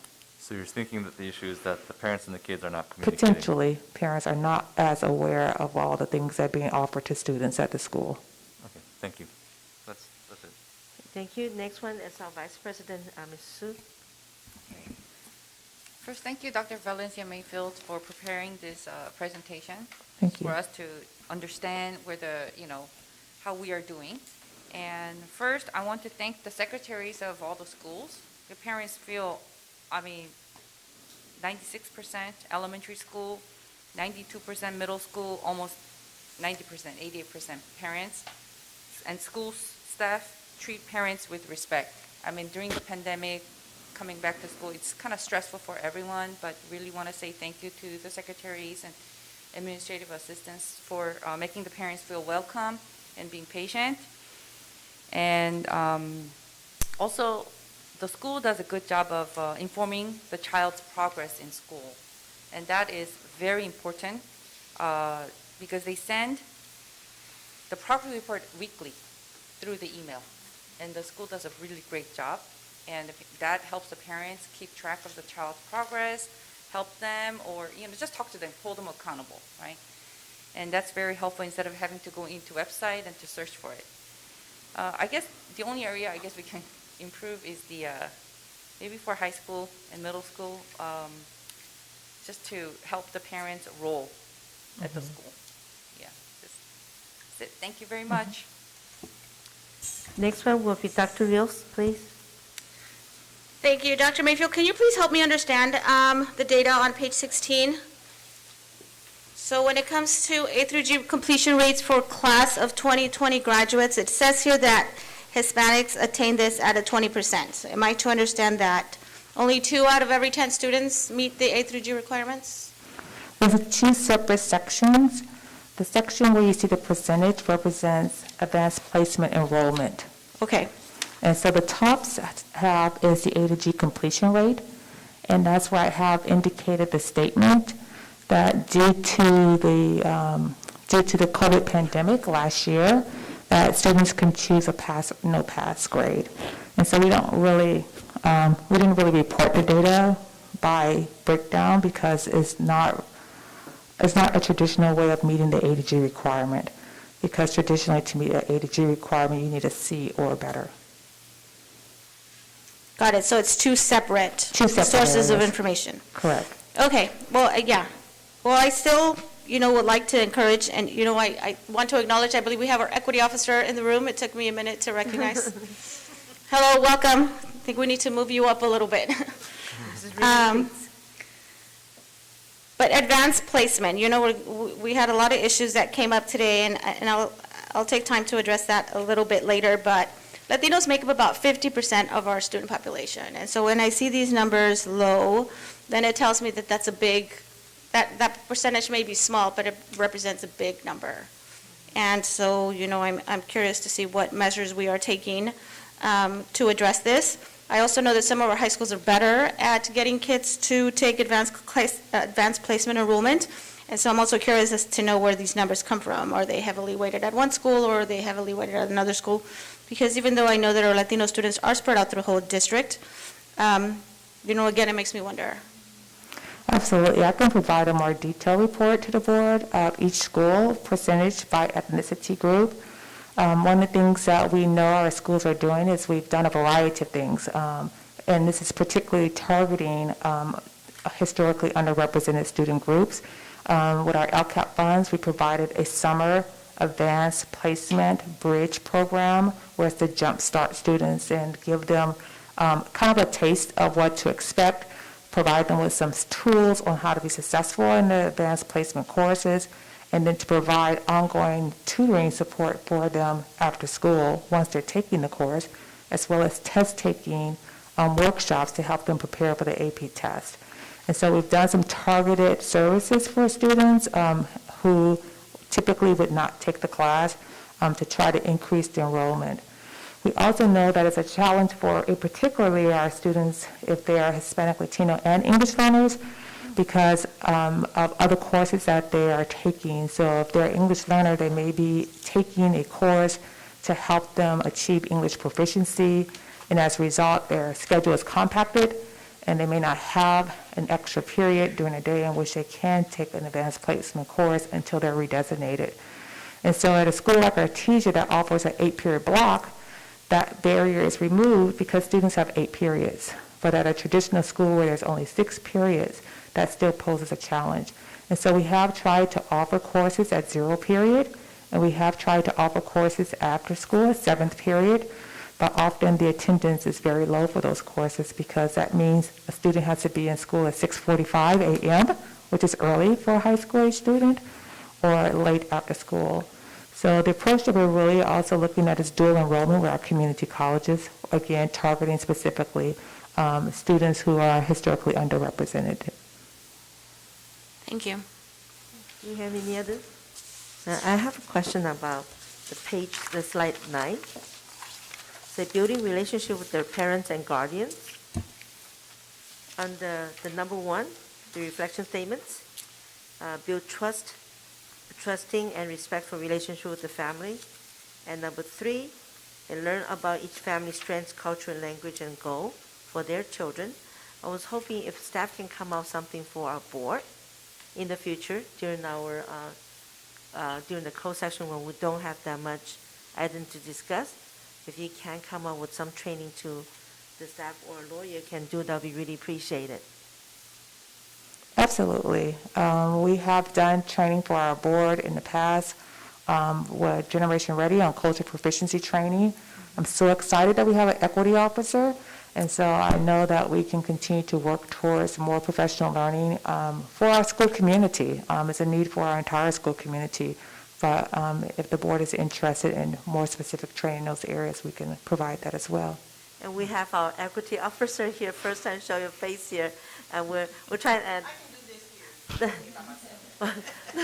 I know, because you sit in the back, then Dr. Rios mentioned that. I guess you probably didn't hear what we said because we all wear masks. But I want to say thank you so much, and thank you for staying here with us tonight, and we sincerely appreciate it. And we also want to welcome you. I know we're going to have some agenda from you tonight, but I want to thank you so much. You're sitting there and patiently with us, and I do have some 2 requests, as you heard already, and I'll be really appreciate if you can implement it as soon as possible. Thank you. So let me see where I am now. Now we go on to, we finish our presentation by Dr. Mayfield. Next one was action items, okay? I just want to say 1.3-8, the resolution 21-35, the National Hispanic Heritage Month. May I have a motion to approve resolution 21-35, National Hispanic Heritage Month from September 15th to October 15th, 2021. So moved. Second. Okay. Do you have any public comment? If none, then all in favor, please say aye. Madam President, if I may, Yes. can we take a minute to read it, please? Okay, sure, okay. Popcorn read it. I'll start us Okay, off. go ahead. Yes, Dr. Rios, the floor is yours. Resolution 2135, National Hispanic Heritage Month, whereas the ABC Unified School District celebrates America's rich Hispanic history and the culture with National Hispanic Heritage Month. The Hispanic Latinx population in the ABC Unified School District is 45.41%. And Whereas the National Hispanic Heritage Month was approved public law 90-498 in 1968 by the United States Congress, and in 1988, the Congress extended the celebration from September 15th to October 15th, celebrating the anniversary of the independence of 5 Latin American countries: Costa Rica, El Salvador, Guatemala, Honduras, Mexico, and Nicaragua. Chile, Belize also celebrate their independence days during this period. Columbus Day in Mexico, Dia de la Raza, is on October 12th, and Thank you. I think Dr. Sue will be the next one. We'll go- Whereas during National Hispanic Heritage Month, the ABC Unified School District celebrates the countless contributions of more than 60 million Hispanic Americans to our culture and society. Hispanic Americans are the largest minority group in the United States today, and generations of Hispanic Americans have consistently helped make our country strong and prosperous, and The Hispanic American community has left an edible mark on our government, culture, and economy. And Whereas National Hispanic Heritage Month celebrates the accomplishments of Hispanic Americans who have enriched our culture and society. Hispanic American men and women embody the American values of devotion to faith and family, hard work, and patriotism through their countless contributions as leaders, innovators, entrepreneurs, and members of the armed forces. And Now, therefore be it resolved that the Board of Education of the ABC Unified School District celebrates National Hispanic Heritage Month from September 15th through October 15th, 2021. Passed and adopted this 5th day of October 2021 by the following vote. All in favor say Aye. 7-0. Thank you. And let me just take a moment to thank you, Madam President, who was, at the idea of devoting some of the time today to recognizing Hispanic Heritage Month. Did not hesitate to put this on our agenda. Thank you, Dr. Sue. And I'd like to acknowledge all of us for acknowledging, honoring with some cultural wear. I feel like we should have a fashion show. Our board clerk, Ernie Nishi, is wearing a guayabera. Good job. Should I stand up too? Did you call my name? And so is Dr. Sue. And our Madam President, please. Thank you, everyone. What about Chris? I do want to say thank you, Dr. Rios, being so sad, and reminds me again the last board meeting. I sincerely appreciate. And like we just say, we're not to celebrate today. We'll continue respect the contribution how Hispanic has contributed to this country, and work hard. And I want to sincerely thank you all, an audience and the public who are watching us. Okay, so the motion passes 7-0. Thank you. Next one is action items continually 1.4-8. May I have a motion to approve community member and student appointments to Board Advisory Committee? So moved. Second. Thank you. Finally, I can call you now. Ms. Thomas Adrienne, our Equity Officer. I'm so glad that you're here. Thank you. Thank you, President Say, board members, Dr. Sue, and cabinet members, and the audience watching. I am so humbled by this work, and this week I'm proud to say that I've completed all of my meetings with everyone on the committee, including the students. Tonight was the last meeting with the students. I think it's very important and very valuable to allow them to understand their student voice is equal with that of other committee members, who are also parents, alumni, and also business owners in our community for our Diversity, Unity, and Equity Board, Advisory Board. The one thing that came out of all the meetings is that everyone is ready for social justice in their own way, whether there's an experience as a former alum or as an experience as a current student. The number one question was, when do we get started? What's our first task? Yes. And I had to explain to everyone, this is sensitive and audacious work. And it will be a time when everyone will come to understand that we here come together to understand what it is that we need to do to shatter these inequities. With that being said, I put upon you that when we, as a due committee, as we call it, as a due committee, when we input and give you information about what resolutions, recommendations, suggestions that we make, we are going to make sure we resource you so that you can make an informed decision and that we can begin to make sure that what we do sticks, as one of the students says. One student said, I just want something that sticks. And it was really amazing to me because these students, some of them were new, some of them had been on the committee, but they had never met, but they had talked with each other, and I thought that was very powerful. That means they were just waiting on us, the adults. So I am looking forward to this, and I make sure that I do not, as I said when I first received this position, this is not mine alone. This is something that we all stand next to each other, and we shoulder this responsibility. And again, it will be sensitive yet audacious work. So I thank you. I do want to make this comment before my colleague. I want to thank you so much, take your position so seriously. And inside we have a meeting right away. Ms. Thomas decided to visit every single committee that we appointed, and she spent the time to talk to them.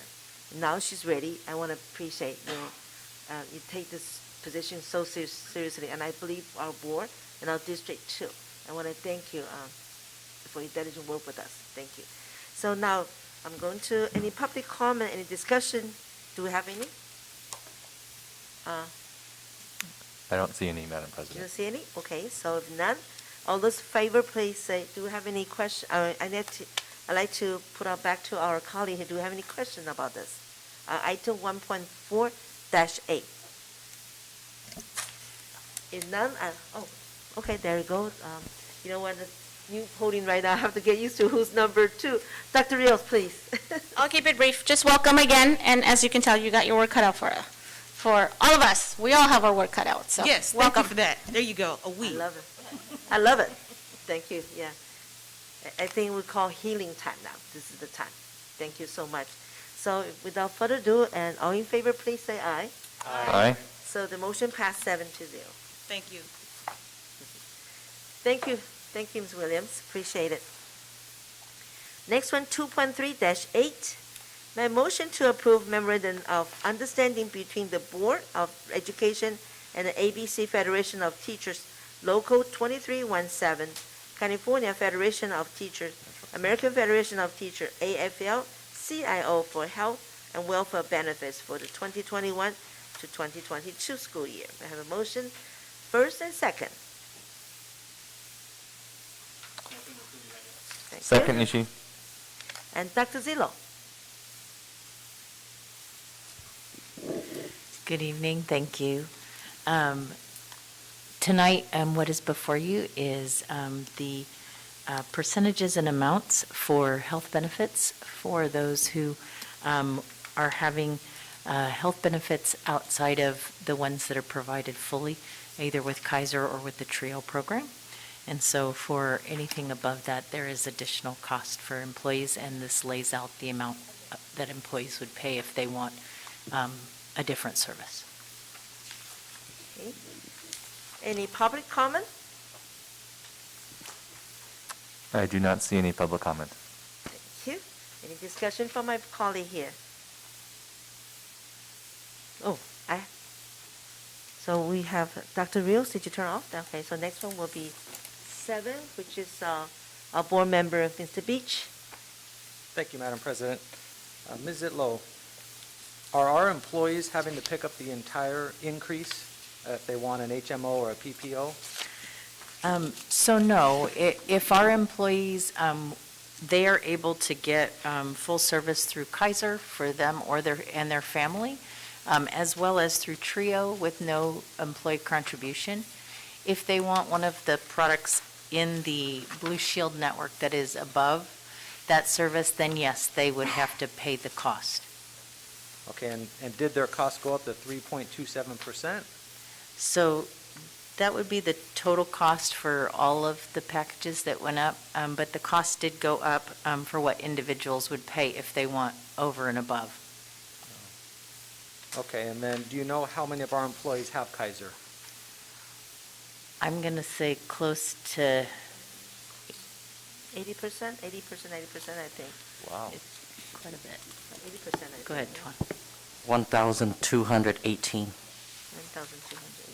Okay, the only reason I asked that question is I'm wondering if a lot of employees, because of this increase, are going to want to switch over to Kaiser, and that'll impact the yearly fiscal impact. Yeah. So it's have been consistent year over year.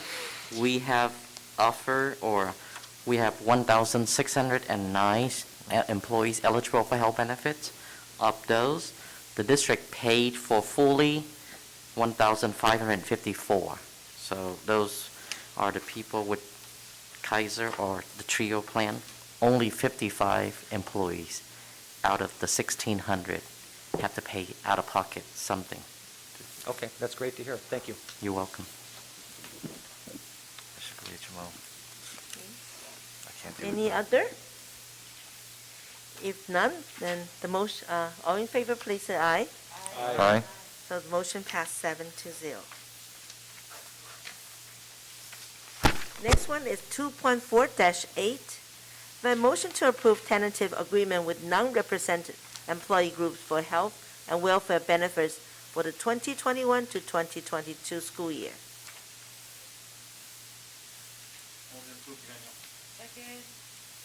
Dr. Zillo, please.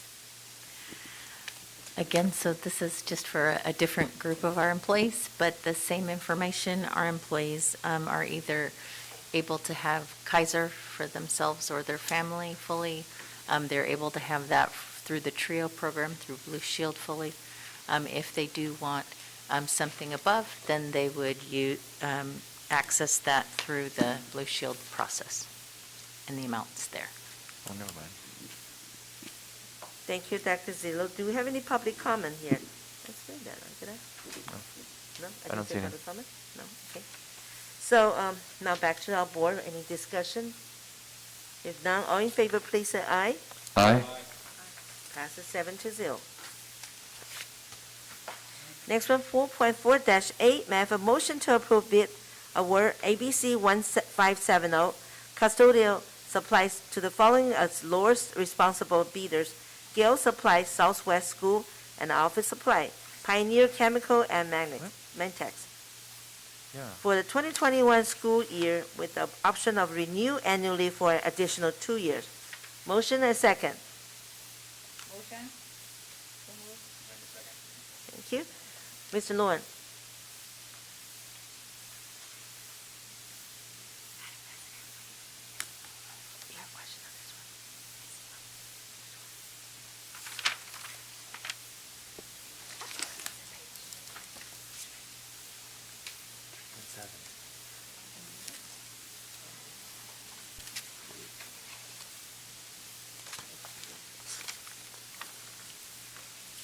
Go to the 4.4 first, since I put a motion and second. I'll go back 3.7. It's okay? Thank you. So the 4.14 is the annual custodial bid that the district does. This also allows us to extend the annual bid to a 3-year contract if the CPI is favorable. If not, then we go back to bid. These 4 items, such as air freshener, soap, and towel dispenser, sponges, brooms, waste paper baskets, so anything relating to custodial items that we do go out for an annual bid. And you have seen this every year. The district has the right to extend it for 2 more years, should we choose to. Okay. So, any public comments on this matter? I do not see any, Madam President. Did not? Okay, so all in favor, please say aye. What, Madam President? Oh, I'm sorry. We have the board clerk, Mr. Nishii, and following that will be our board, Dr. Eugenio. So go ahead, Ernest. Sorry, Madam President, I just have just a few minor questions. So regarding the winners of these particular bids, I didn't see the second place. Was the second place within 20% of the winning bids, or how many bids do we actually get on these? So, yeah, for this item, because of the so many different items, we only provide you with the lowest bid. We can provide the second and third in Thursday notes. So, but I'm just curious, were they within 20% of the winning bids? I don't have that information. Oh. Yeah. Because that's important information to have. Right.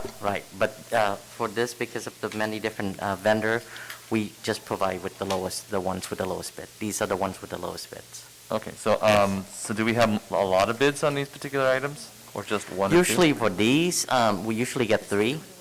So, and that's the range. This year, because of the supplies issue, we might have to have alternates because some of them may not be able to provide us with the items that we need in a timely manner. There's a shortage of, I hate to say everything, but many things. So this year is particular. So this is maybe just a 1-year contract, and we have to go out again because this year, it depends on the time you do it.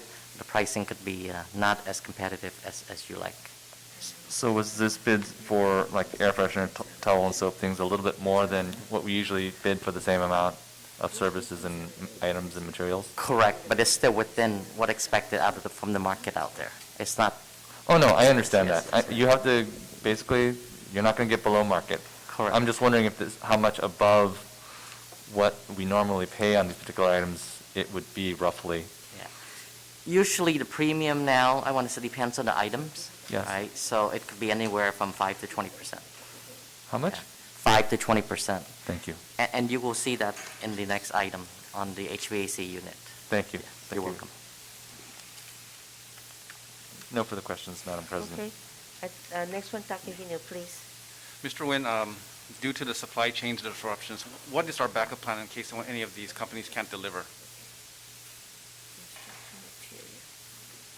I wish I have an answer for you, but we might be facing that soon. There's an issue with paper supplies in our food services department tray, the tray that the students use daily, we may not have it as soon as next week. So we would go through the different resources. I mean, we would send people to Sam's Club, Costco, Amazon Business. So we would have to resort to the different vendors that we normally don't, because they still hire. But that's what we have to do. And we start seeing that already with the supplies in the Nutrition Services Department on paper goods. So,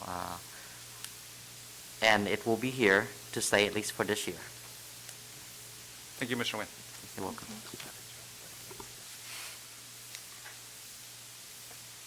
I have a little problem with my my script here, so please forgive me. I just made an update on this script. So next one, I'd like to go back to 3.7-A. Oh, we need to vote, sorry. After discussion, after Ms. Nguyen had presented about this agenda, do you have any questions here? Any comment from from public? If none, what about my colleague? Do we have any comment or discussion for this matter? If none, please, all in favor, please say aye. Aye. Aye. Thank you. The next one will go back to the, actually on your page 8. It will be academic services, 3.7-8. May I have a motion to reopen a public hearing and adopt the resolution 21-36 for textbooks and instruction material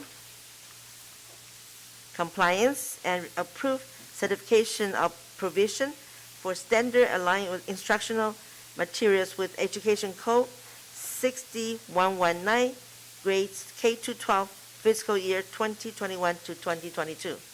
May I have a motion and second? So moved. Second, Nishi. Thank you. Do you have any public comment on this matter?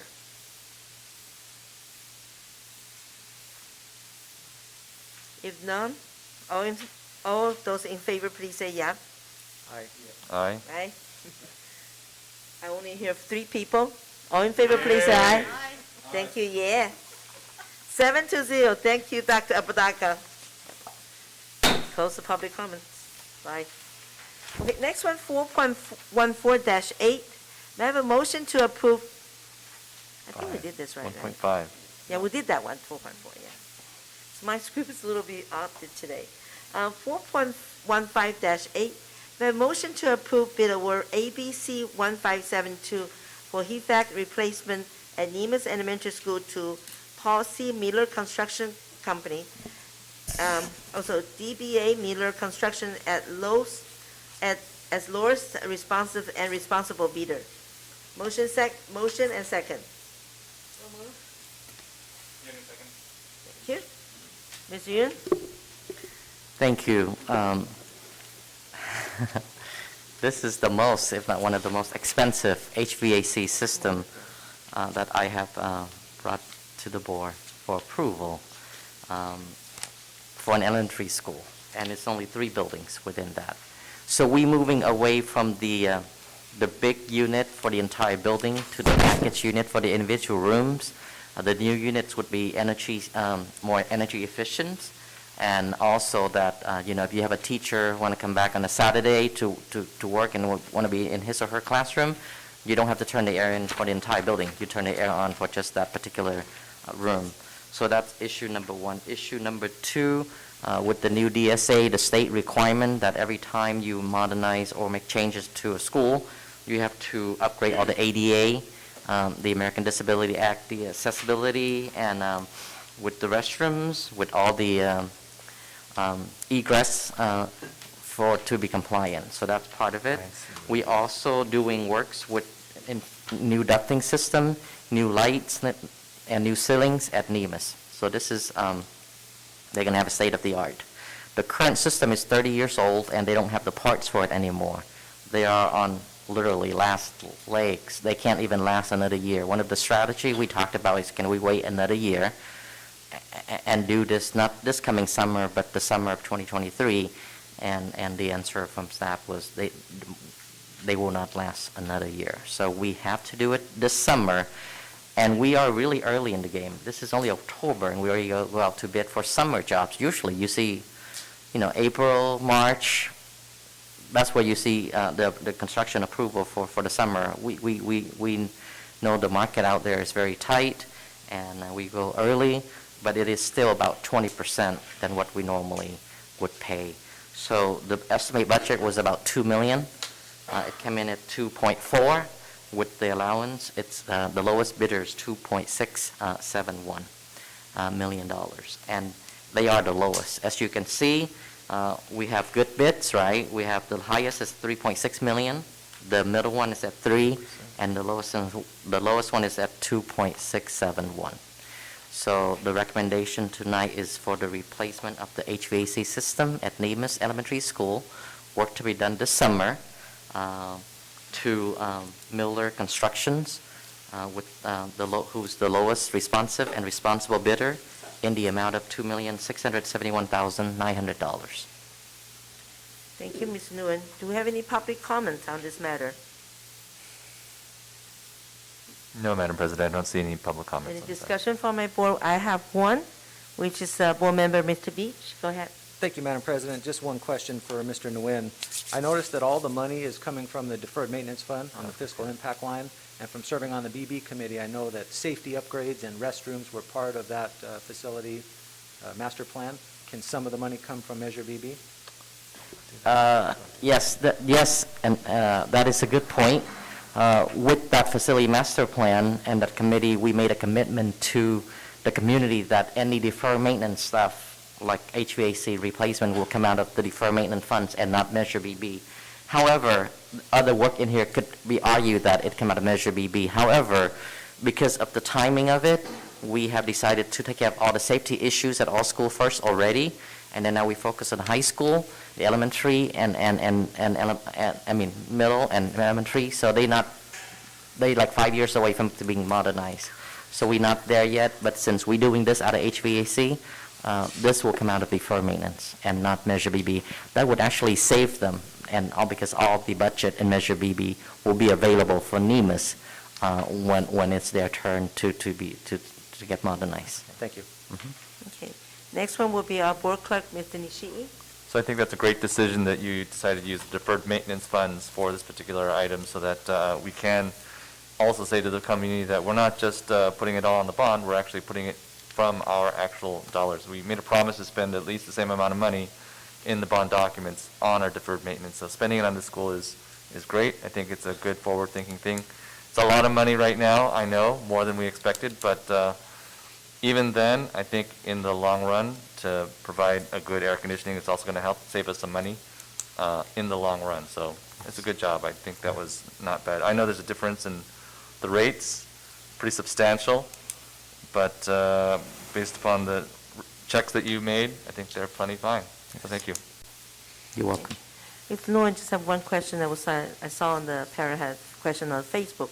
That the question about HVAC is all our school has that, right?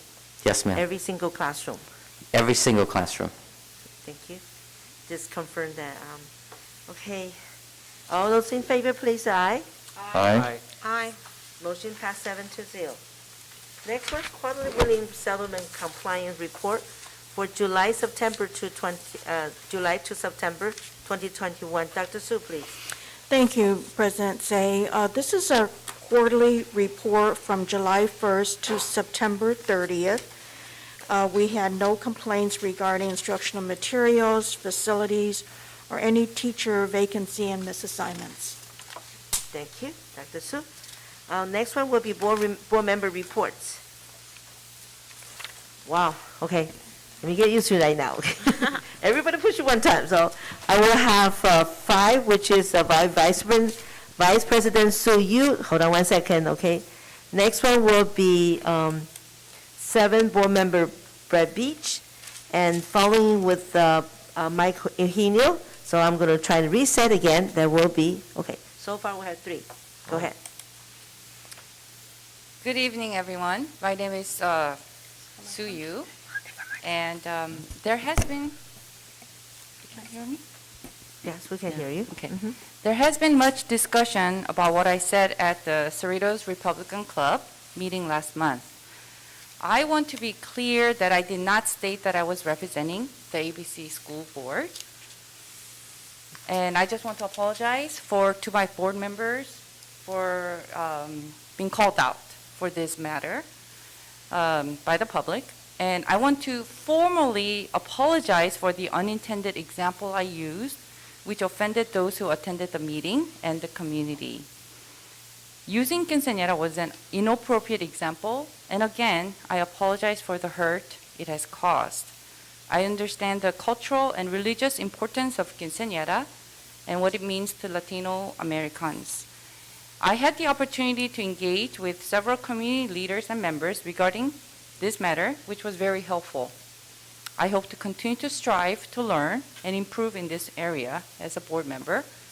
And I want to thank Sylvester for reaching out to me and being honest, and other community members who reached out to me, and I had the opportunity to engage and have a good conversation. The topic of gap of socioeconomic for underrepresented group came up, which is a concern for all of us parents, educators, and community leaders, and volunteers, schools, and nonprofit organizations. And yes, all of us, all hands on deck to support this need and gap, especially public education. We are responsible, every one of us. And the bottom line of my sharing was my strong desire to help and see underrepresented group to have more opportunities for higher education and have more economic opportunities in the future. And for this reason, it's really good to see our equity officer. We had mental health. It was good. And we need to really support and allocate the funds, especially the grants, COVID grants, to help those students who are in need. Lastly, at this meeting, there was a presentation regarding comprehensive sex education, which is true for other districts and even our neighboring districts. And when this AB 329 was rolled out and parents from elementary age students came out protesting, collecting millions of signatures against this bill, I was approached by many parents from ABC district. I had this conversation with Dr. Valencia a few years ago before pandemic, and she responded to me that schools are obligated to stay aligned to state mandate and law. However, the ABC district curriculum are aligned to the law but did not use curriculum with graphics. I encouraged one of the parents to go and check out the curriculum at the time, and she came back and was very thankful that our curriculum was acceptable.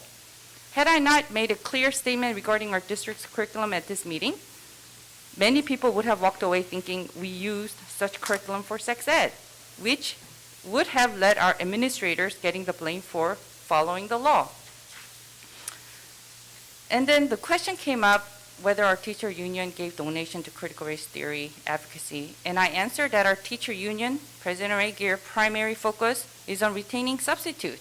That's his top agenda, because teachers, there are shortages across the state. I appreciate the collaborative relationship between union and our district. The students end up benefiting the most. If it was the other way, students would hurt the most. And this is what I shared at the meeting, which is actually against the seal that was crossed out, which I was not aware of. I'm still responsible, and I apologize for that too. Finally, we may not agree with certain things, but our common goal is to educate and support our students.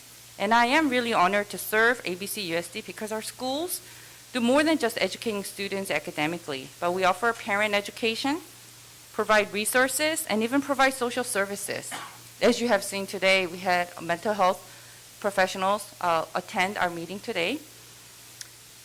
Cerritos High School helps seniors to apply to college. Over 100%, like 100% apply to college, and that is truly amazing and inspiring.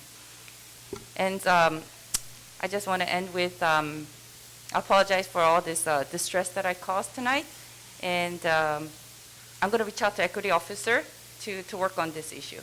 Thank you very much. Good evening. This is our sequence for today for board reports. We'll have Dr. Olga first, then Dr. Eugenio, and then board member Mr. Beach, following with the clerk, Ms. Nishi, and our last board report will be by Dr. Chris Abadaga. Okay, go ahead, Dr. Olga. Thank you. More than a report is really just a statement, I guess. But I wanted to focus on my discussion primarily on a literacy initiative that's coming down the pike, which will require that all students read by third grade.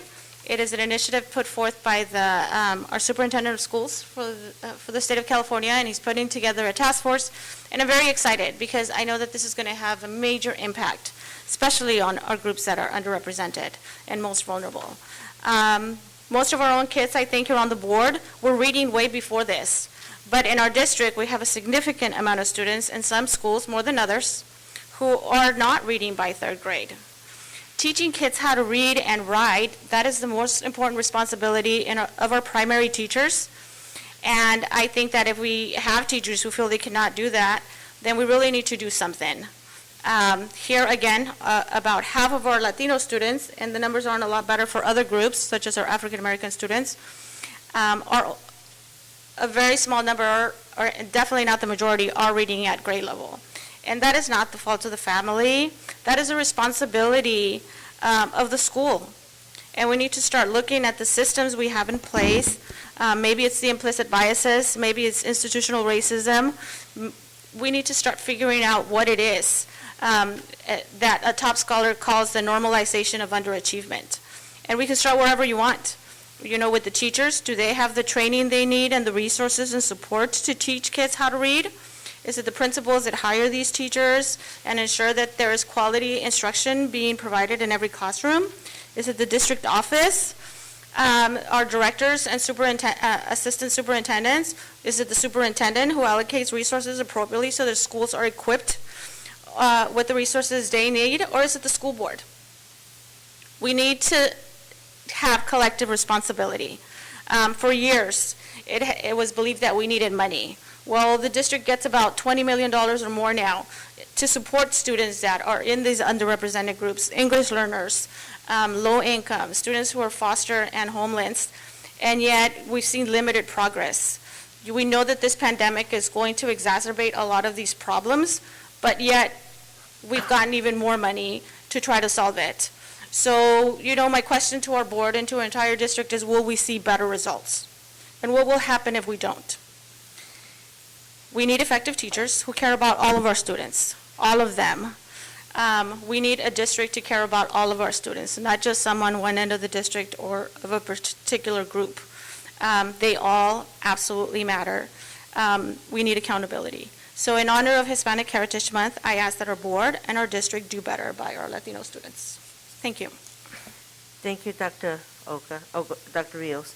Next one, Dr. Eugenio. Thank you, Madam President. On Tuesday, September 28th, I had a meeting with Principal Dr. Lozano of Hawaiian Elementary School and took a mini tour of Hawaiian Elementary. I want to thank Dr. Lozano and her staff for their hospitality and taking the time out of their busy schedules to meet with me.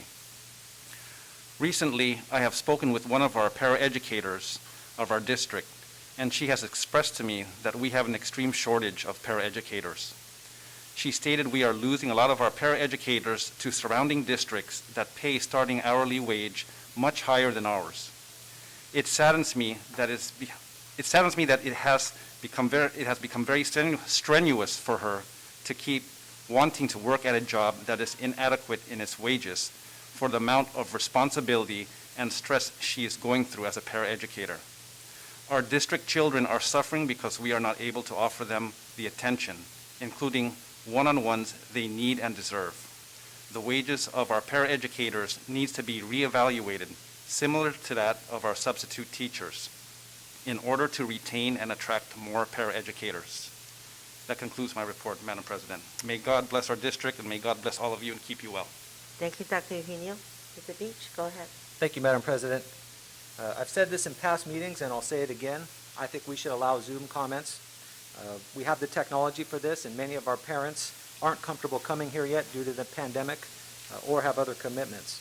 I'm not sure how my colleagues feel about this, but I feel we should put it on the next agenda, discuss it in public, and make a decision. If I'm in the minority, that's fine, but I think we should have open discussion in front of the public. I want to hear from all of them, even the ones that can't make it here in person. So I put that out for your consideration. Thank you. Clerk Nishii. Thank you, Madam President. So yes, I agree that we need to take advantage of what we learned during the pandemic, right? So some bad things happened, people died, but maybe we can learn to be more inclusive and get the people from home to be able to watch and listen and participate in board meetings. the ones that wouldn't normally come to a board meeting, those are the ones we actually need to hear. Because it's pretty scary to come up to that podium and talk in front of us, even though we're not scary. So I do agree that we should have something like that on the next agenda, and it could be an agendized item. Also wanted to let people know that there is a scholarship out there which would ask the student to write an essay due in November that explains the power of diversity, the power of place, and how you can be part of that change. And it's basically based upon a location that detained many people and violated rights, and we did nothing about it. And unfortunately, a history was made, and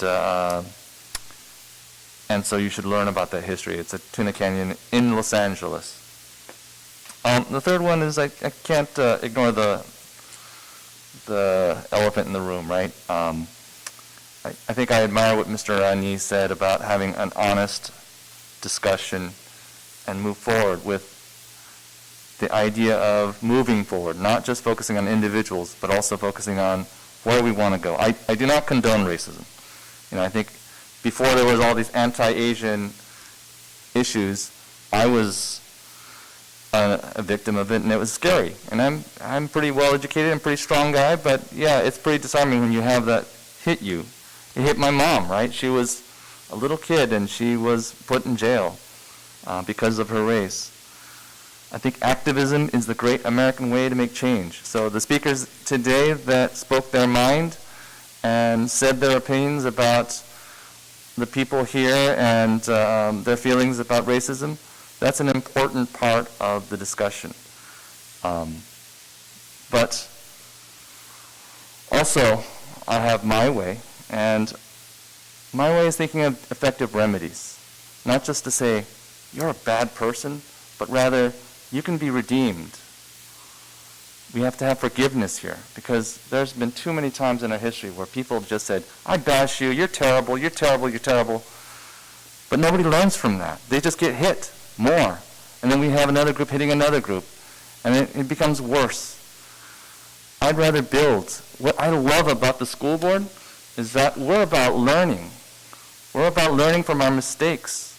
We're about forgiveness. We're about thinking that there is a better way. And so that's what I love about being part of this school board and being part of a board that we can all learn together. So I don't have all the answers, and I will stumble. But my board members will pick me up. They will support me in whatever I say, and hopefully I have the right motives. But I think that is the way forward through this. We have a pretty good school district. We just need to, instead of looking at all the negative things that we have here, look at the positive things that we're trying to do. And my approach will be different than the activists. I get it. But every approach, I think, is valid. To speak in front of the podium is a scary thing, and to have the guts to say that. But it's also guts to do what MLK does, which is stand in front of a bunch of people who hated him and turn the other cheek, to forgive. Something, I think the Buddhists have said something about that too, where, and I know I'm going a little long here, but it's something I feel. Forgive me. I will forgive you. I won't forget, but please forgive me if I can't forgive even. And I think that's the way forward. That's what our educational system's about. And I think we can all learn and do better in the future. So thank you, Madam President. Thank you. Next one will be Dr. Abdaka. Thank you, Madam President. When I go to the grocery store, I do home visits, especially during COVID, go visit some neighbors and community members, or I'm introduced by neighbors at social events, birthday parties, things like that. I'm introduced to them by my elders, right, as el muchacho, el joven, el representante del distrito de las escuelas. Literally, the boy, or the young man, or the representative from the district or from the schools. They don't know what my professional role is. This is not my professional role. Believe it or not, I have an actual job outside of this. We all do. They don't know what I do for a living. but they know me as the guy from the schools. Unmistakable. Even with my mask on, they know who I am. That's the community, my neighbors know me. And they know all of us here. They run into them, they know who each and every one of us is. And so there's something that's attached to that. I might be at the grocery store as a private citizen, but I guarantee you if I were to steal a banana and put it in my pocket and walk out the door, it wouldn't be private citizen Apodaca did this. It would be board member Dr. Chris Apodaca stole from the grocery store. And I would be held accountable. Maybe not legally, but socially, for sure. And that would be a stain on my record as who I am as a person. I could apologize, but I can't bring the banana back after I ate it. So 2 weeks ago when this came up, former board member called in, silence. There was no apology. And there's a reason for that. This board didn't say anything because even to this day, every one of these folks here is duly elected. Their office, they were placed here by the people. I respect that office. And so we disagree on a lot of things, but I'll give them the benefit of the doubt, first and foremost. Because social media, there's lots of hearsay, there's lots of gossip. You know, at one point, I think one of us was accused of being a reptile or a Martian or something a few years ago, and that's social media. I have a professional courtesy to perform my due diligence, to do right by my constituents, and to conduct myself professionally. And I did. Sue Yu was kind enough to send an explanation. I did reach out to her and I asked her, did you say this? I'm working crazy hours right now. And I did perform my due diligence. And she made several attempts. She called me, she text messaged me, she emailed me. Everything short of knocking on my front door. And it was my intention to call her back and speak with her and have a conversation. Until some very brave folks brought some videos. And one person played audio for me. One of which was an attendee who is a longtime employee of the school district who feared for their job because they don't know exactly how the board works. They don't know that we can't wave a wand and fire somebody. That's not how this works. Our only employee is the superintendent, right? And we work through the chain of command. I didn't need to speak to Sue Yu anymore. I saw several different perspectives and vantage points of this event. And I listened to the audio over and over again. Was it taken out of context? Watch the whole thing. Was it taken out of context? And you know, I looked at it from a different point of view. The employee. This is the vice president of my board. She's next in line to be president and speak for our entire district at functions and events. You know, Sue, you mentioned in your response, you mentioned that we tend to disagree on issues but still work together.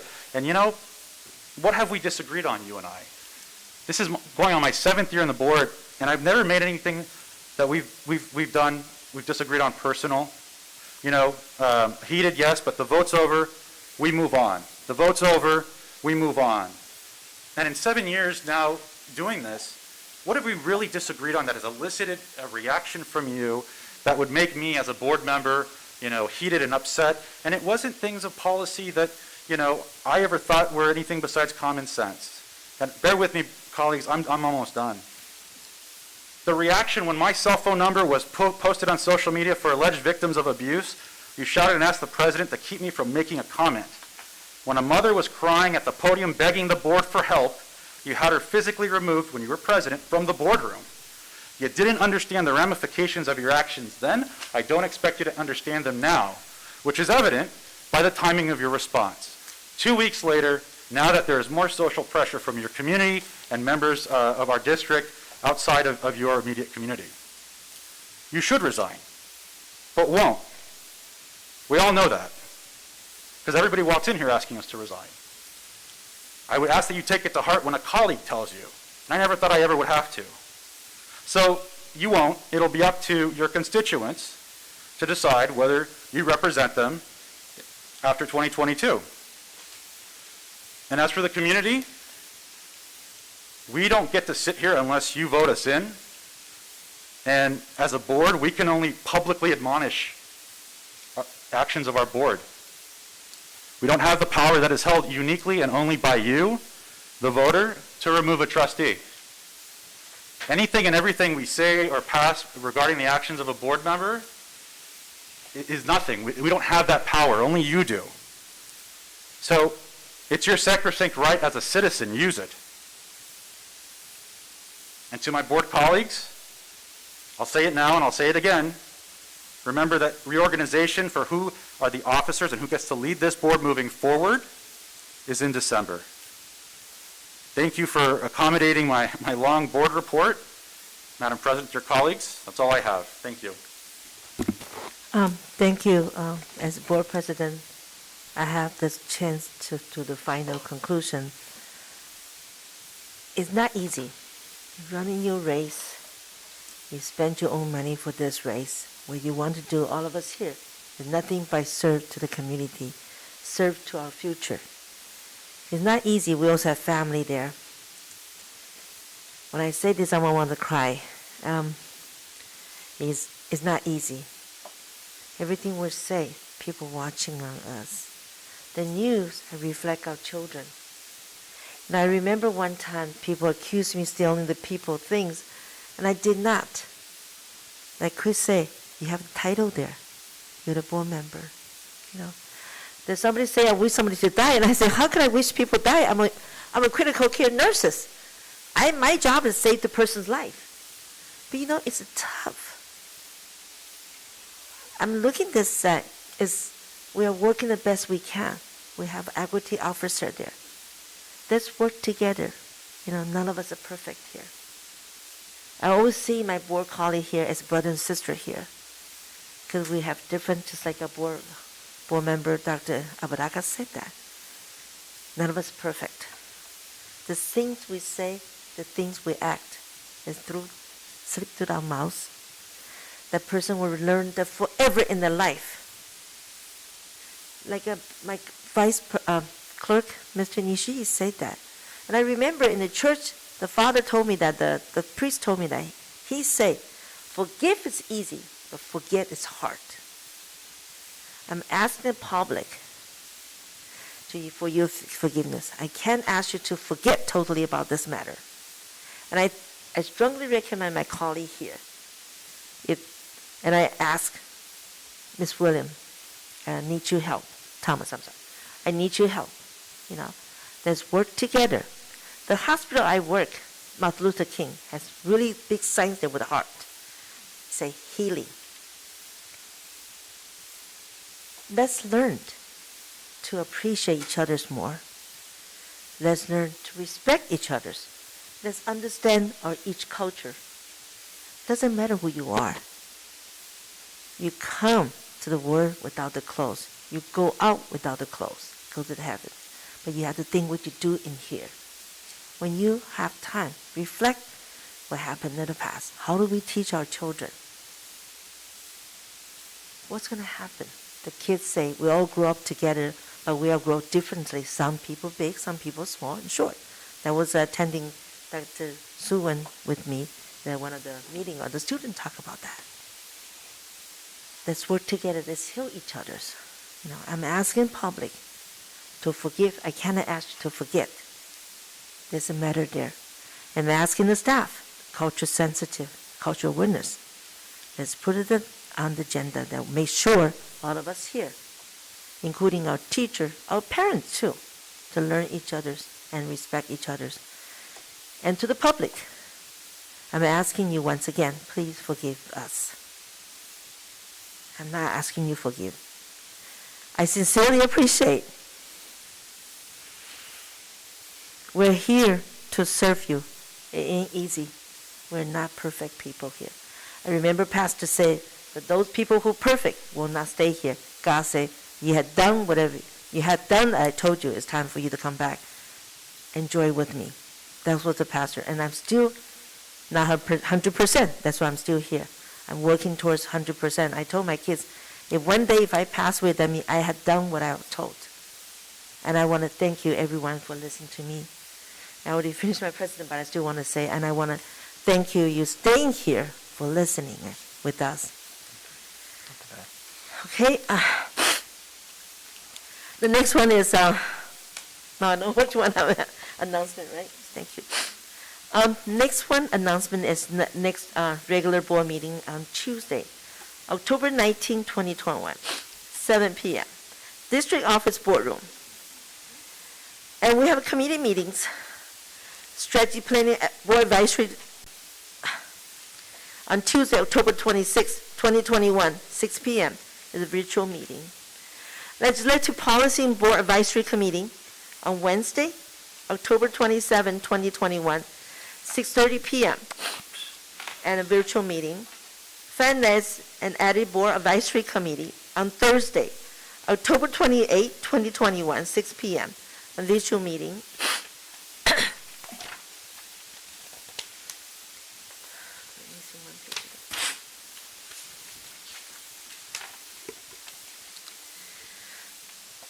We have a special events coming up, which is College Connections Connection Week, which is between October 18 to 22, and this is a virtual meeting. Now we'll go down to second public comment section. Do we have any second public comment section?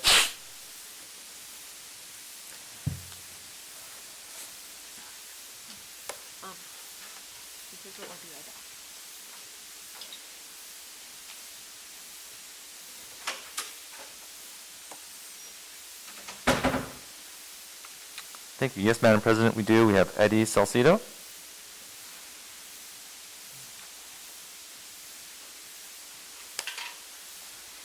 I appreciate Ms. Say's emotions, and I'm glad she can take a minute, and welcome back, Ms. Say.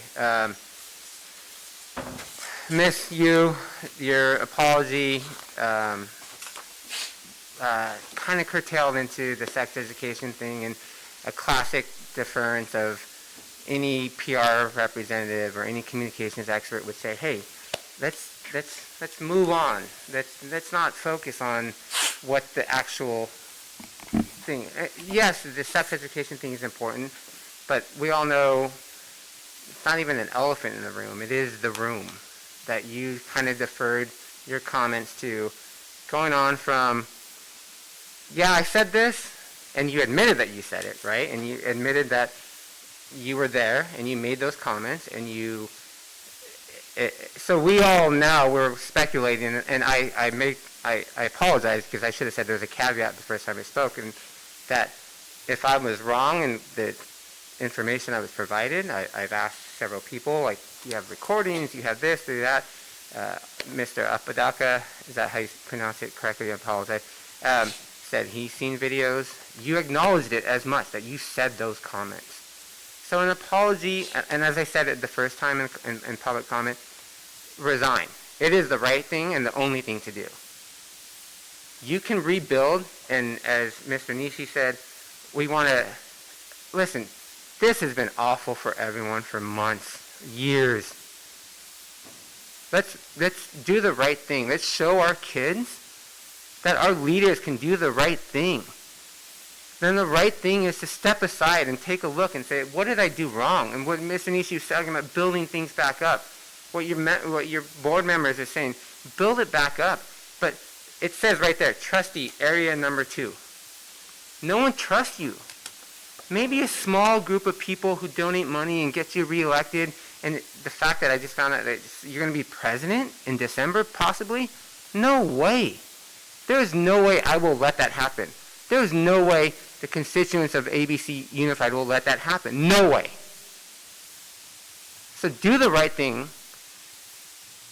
Doesn't have to be tonight, maybe tomorrow. I don't know when. But the right thing, he knows it, he knows it, he knows it, she knows it, she knows it, he knows it, she knows it, she knows it. They all know it. There is no path forward with you sitting as a trustee, because no one trusts you. You initially denied it, right? You said I didn't say that. Is that what you said? You initially said you didn't say it, right? Is that true? Thank you. I appreciate that, Mr. B. Again, caveat, if my information is wrong, let me know. You all have my email. You have my phone number. contact me and say, you know what, Mr. Salcedo, you're wrong. I didn't say that. And context doesn't actually matter. I think someone on the board actually said that. It doesn't matter. The fact that those words were spoken, context doesn't matter. Well, context always matters, excuse me, but the words were spoken. So, again, for the 9th or 10th time, the right thing and the only thing to do is to resign and start over. And no one will ever take away what you've done for this school district and what you mean to this school and or the school district and what you've done. No one will take that away from you, except for this part. There'll be a little asterisk, and we can figure it out and how you can get back and help do the things that you want to do and why you're on this board to begin with. So, I appreciate everything you do. As much as I might be a pain in the, to you guys every once in a while, and especially Mr. Smith and the emails I send him and his response are prompt and everything, do the right thing. Let's start over. And I don't know the answers, but come on. It's been horrible for so long. Let's just give ourselves a chance to start having a real conversation, and not in the abstract of like, hey, this would be really cool, and we got all this money, and I can't remember, Dr. Rio said about how much money we've gotten for all these different things. But let's do it, okay? And let's start with you taking a leadership role. Be a leader and do the right thing. That's what leadership is. As hard as it may be, being a leader is doing the right thing. So do the right thing. And stop everyone with the MLK stuff. I love it, but we get it. Do the right thing, Dr. Sue. Or, sorry, Sue you. I apologize. Please. Thank you.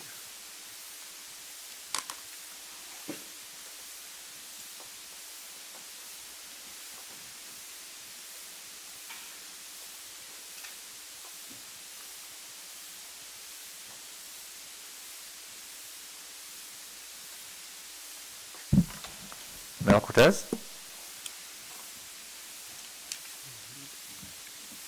Thank you, board members. Mel Cortez. I wanted to wait all the way to the end to see your responses and your reactions to bigotry and racism. Thank you, Dr. Chris Apodaca, for being brave and speaking for the community, for saying what the other board members need to say. Thank you for standing up against racism and bigotry. I know what side you're on, and I know what side the other people are. Someone asked me, should you call you? Can she call you to explain? It's not about me. I could stand on my own. There's nothing wrong with me. My son and my daughter out of the district, they're doing great. It's about 6,000 Latino students in the district and their parents. I can stand on my own, like I've done many times before. They don't have time to come here to speak. They don't have time to call because you guys are not allowing it. But asking me to talk and to talk to me is going to do nothing for the community.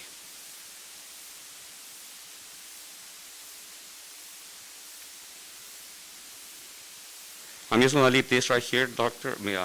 Misuyu. I want to say sorry. Maybe one day this plate will get back together after you keep saying sorry. So I'll leave it here for you. And it's never going to happen. Might be one more speaker.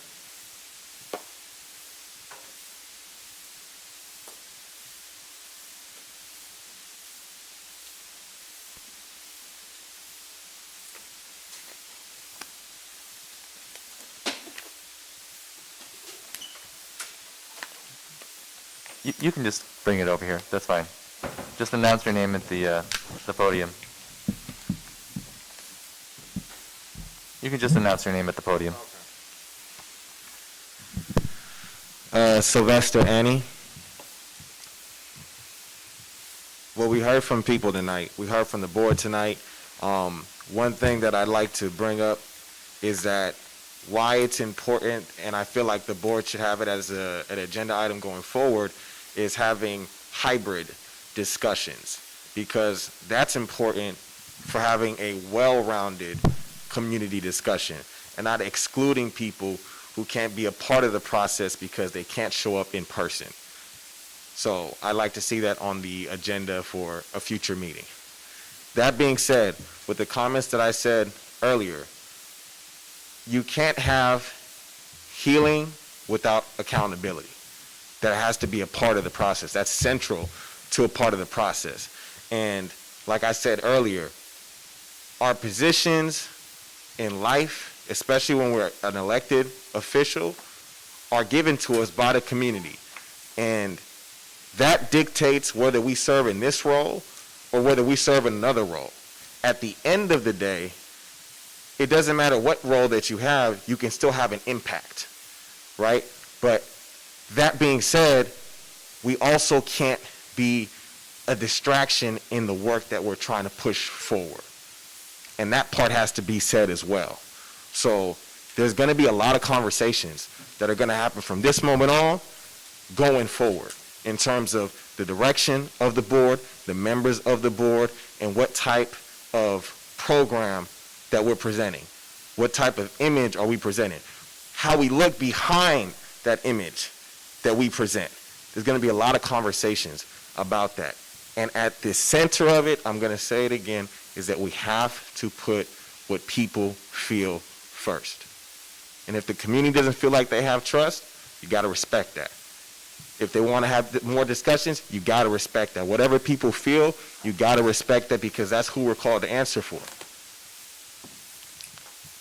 On another note, after speaking to some of the mental health professionals, I was made aware of how much they were making and why there's so many disparities in terms of, the turnover rate. And what I was told was that the max is $65,000. That's hard to keep people here. And the fact that they're willing to show up here tells you how much they love their students and how important they are to their mental health, and how mental health is, it's the fabric that keeps us together as a community, and even just ourselves personally. It's what keeps us together.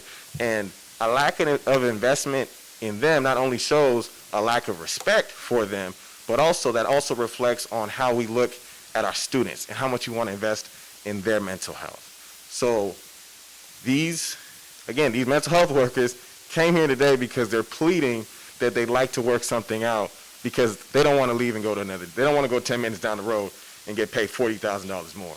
They'd rather be here. And this board should be committed to wanting to keep people here that want to be here. Finally, I've had a discussion, with a teacher at Hawaiian Gardens about there being a food shortage, or, kids are coming from lunch and they're hungry, right? So that's something I feel like we should look into as well. And I'll just put that out there. So that's it. Thank you.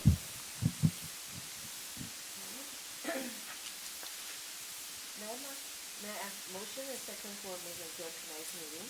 So moved. All in favor, please say aye. Aye. Good night, everyone. Picture. Can you take a picture? Oh, Oh, yeah.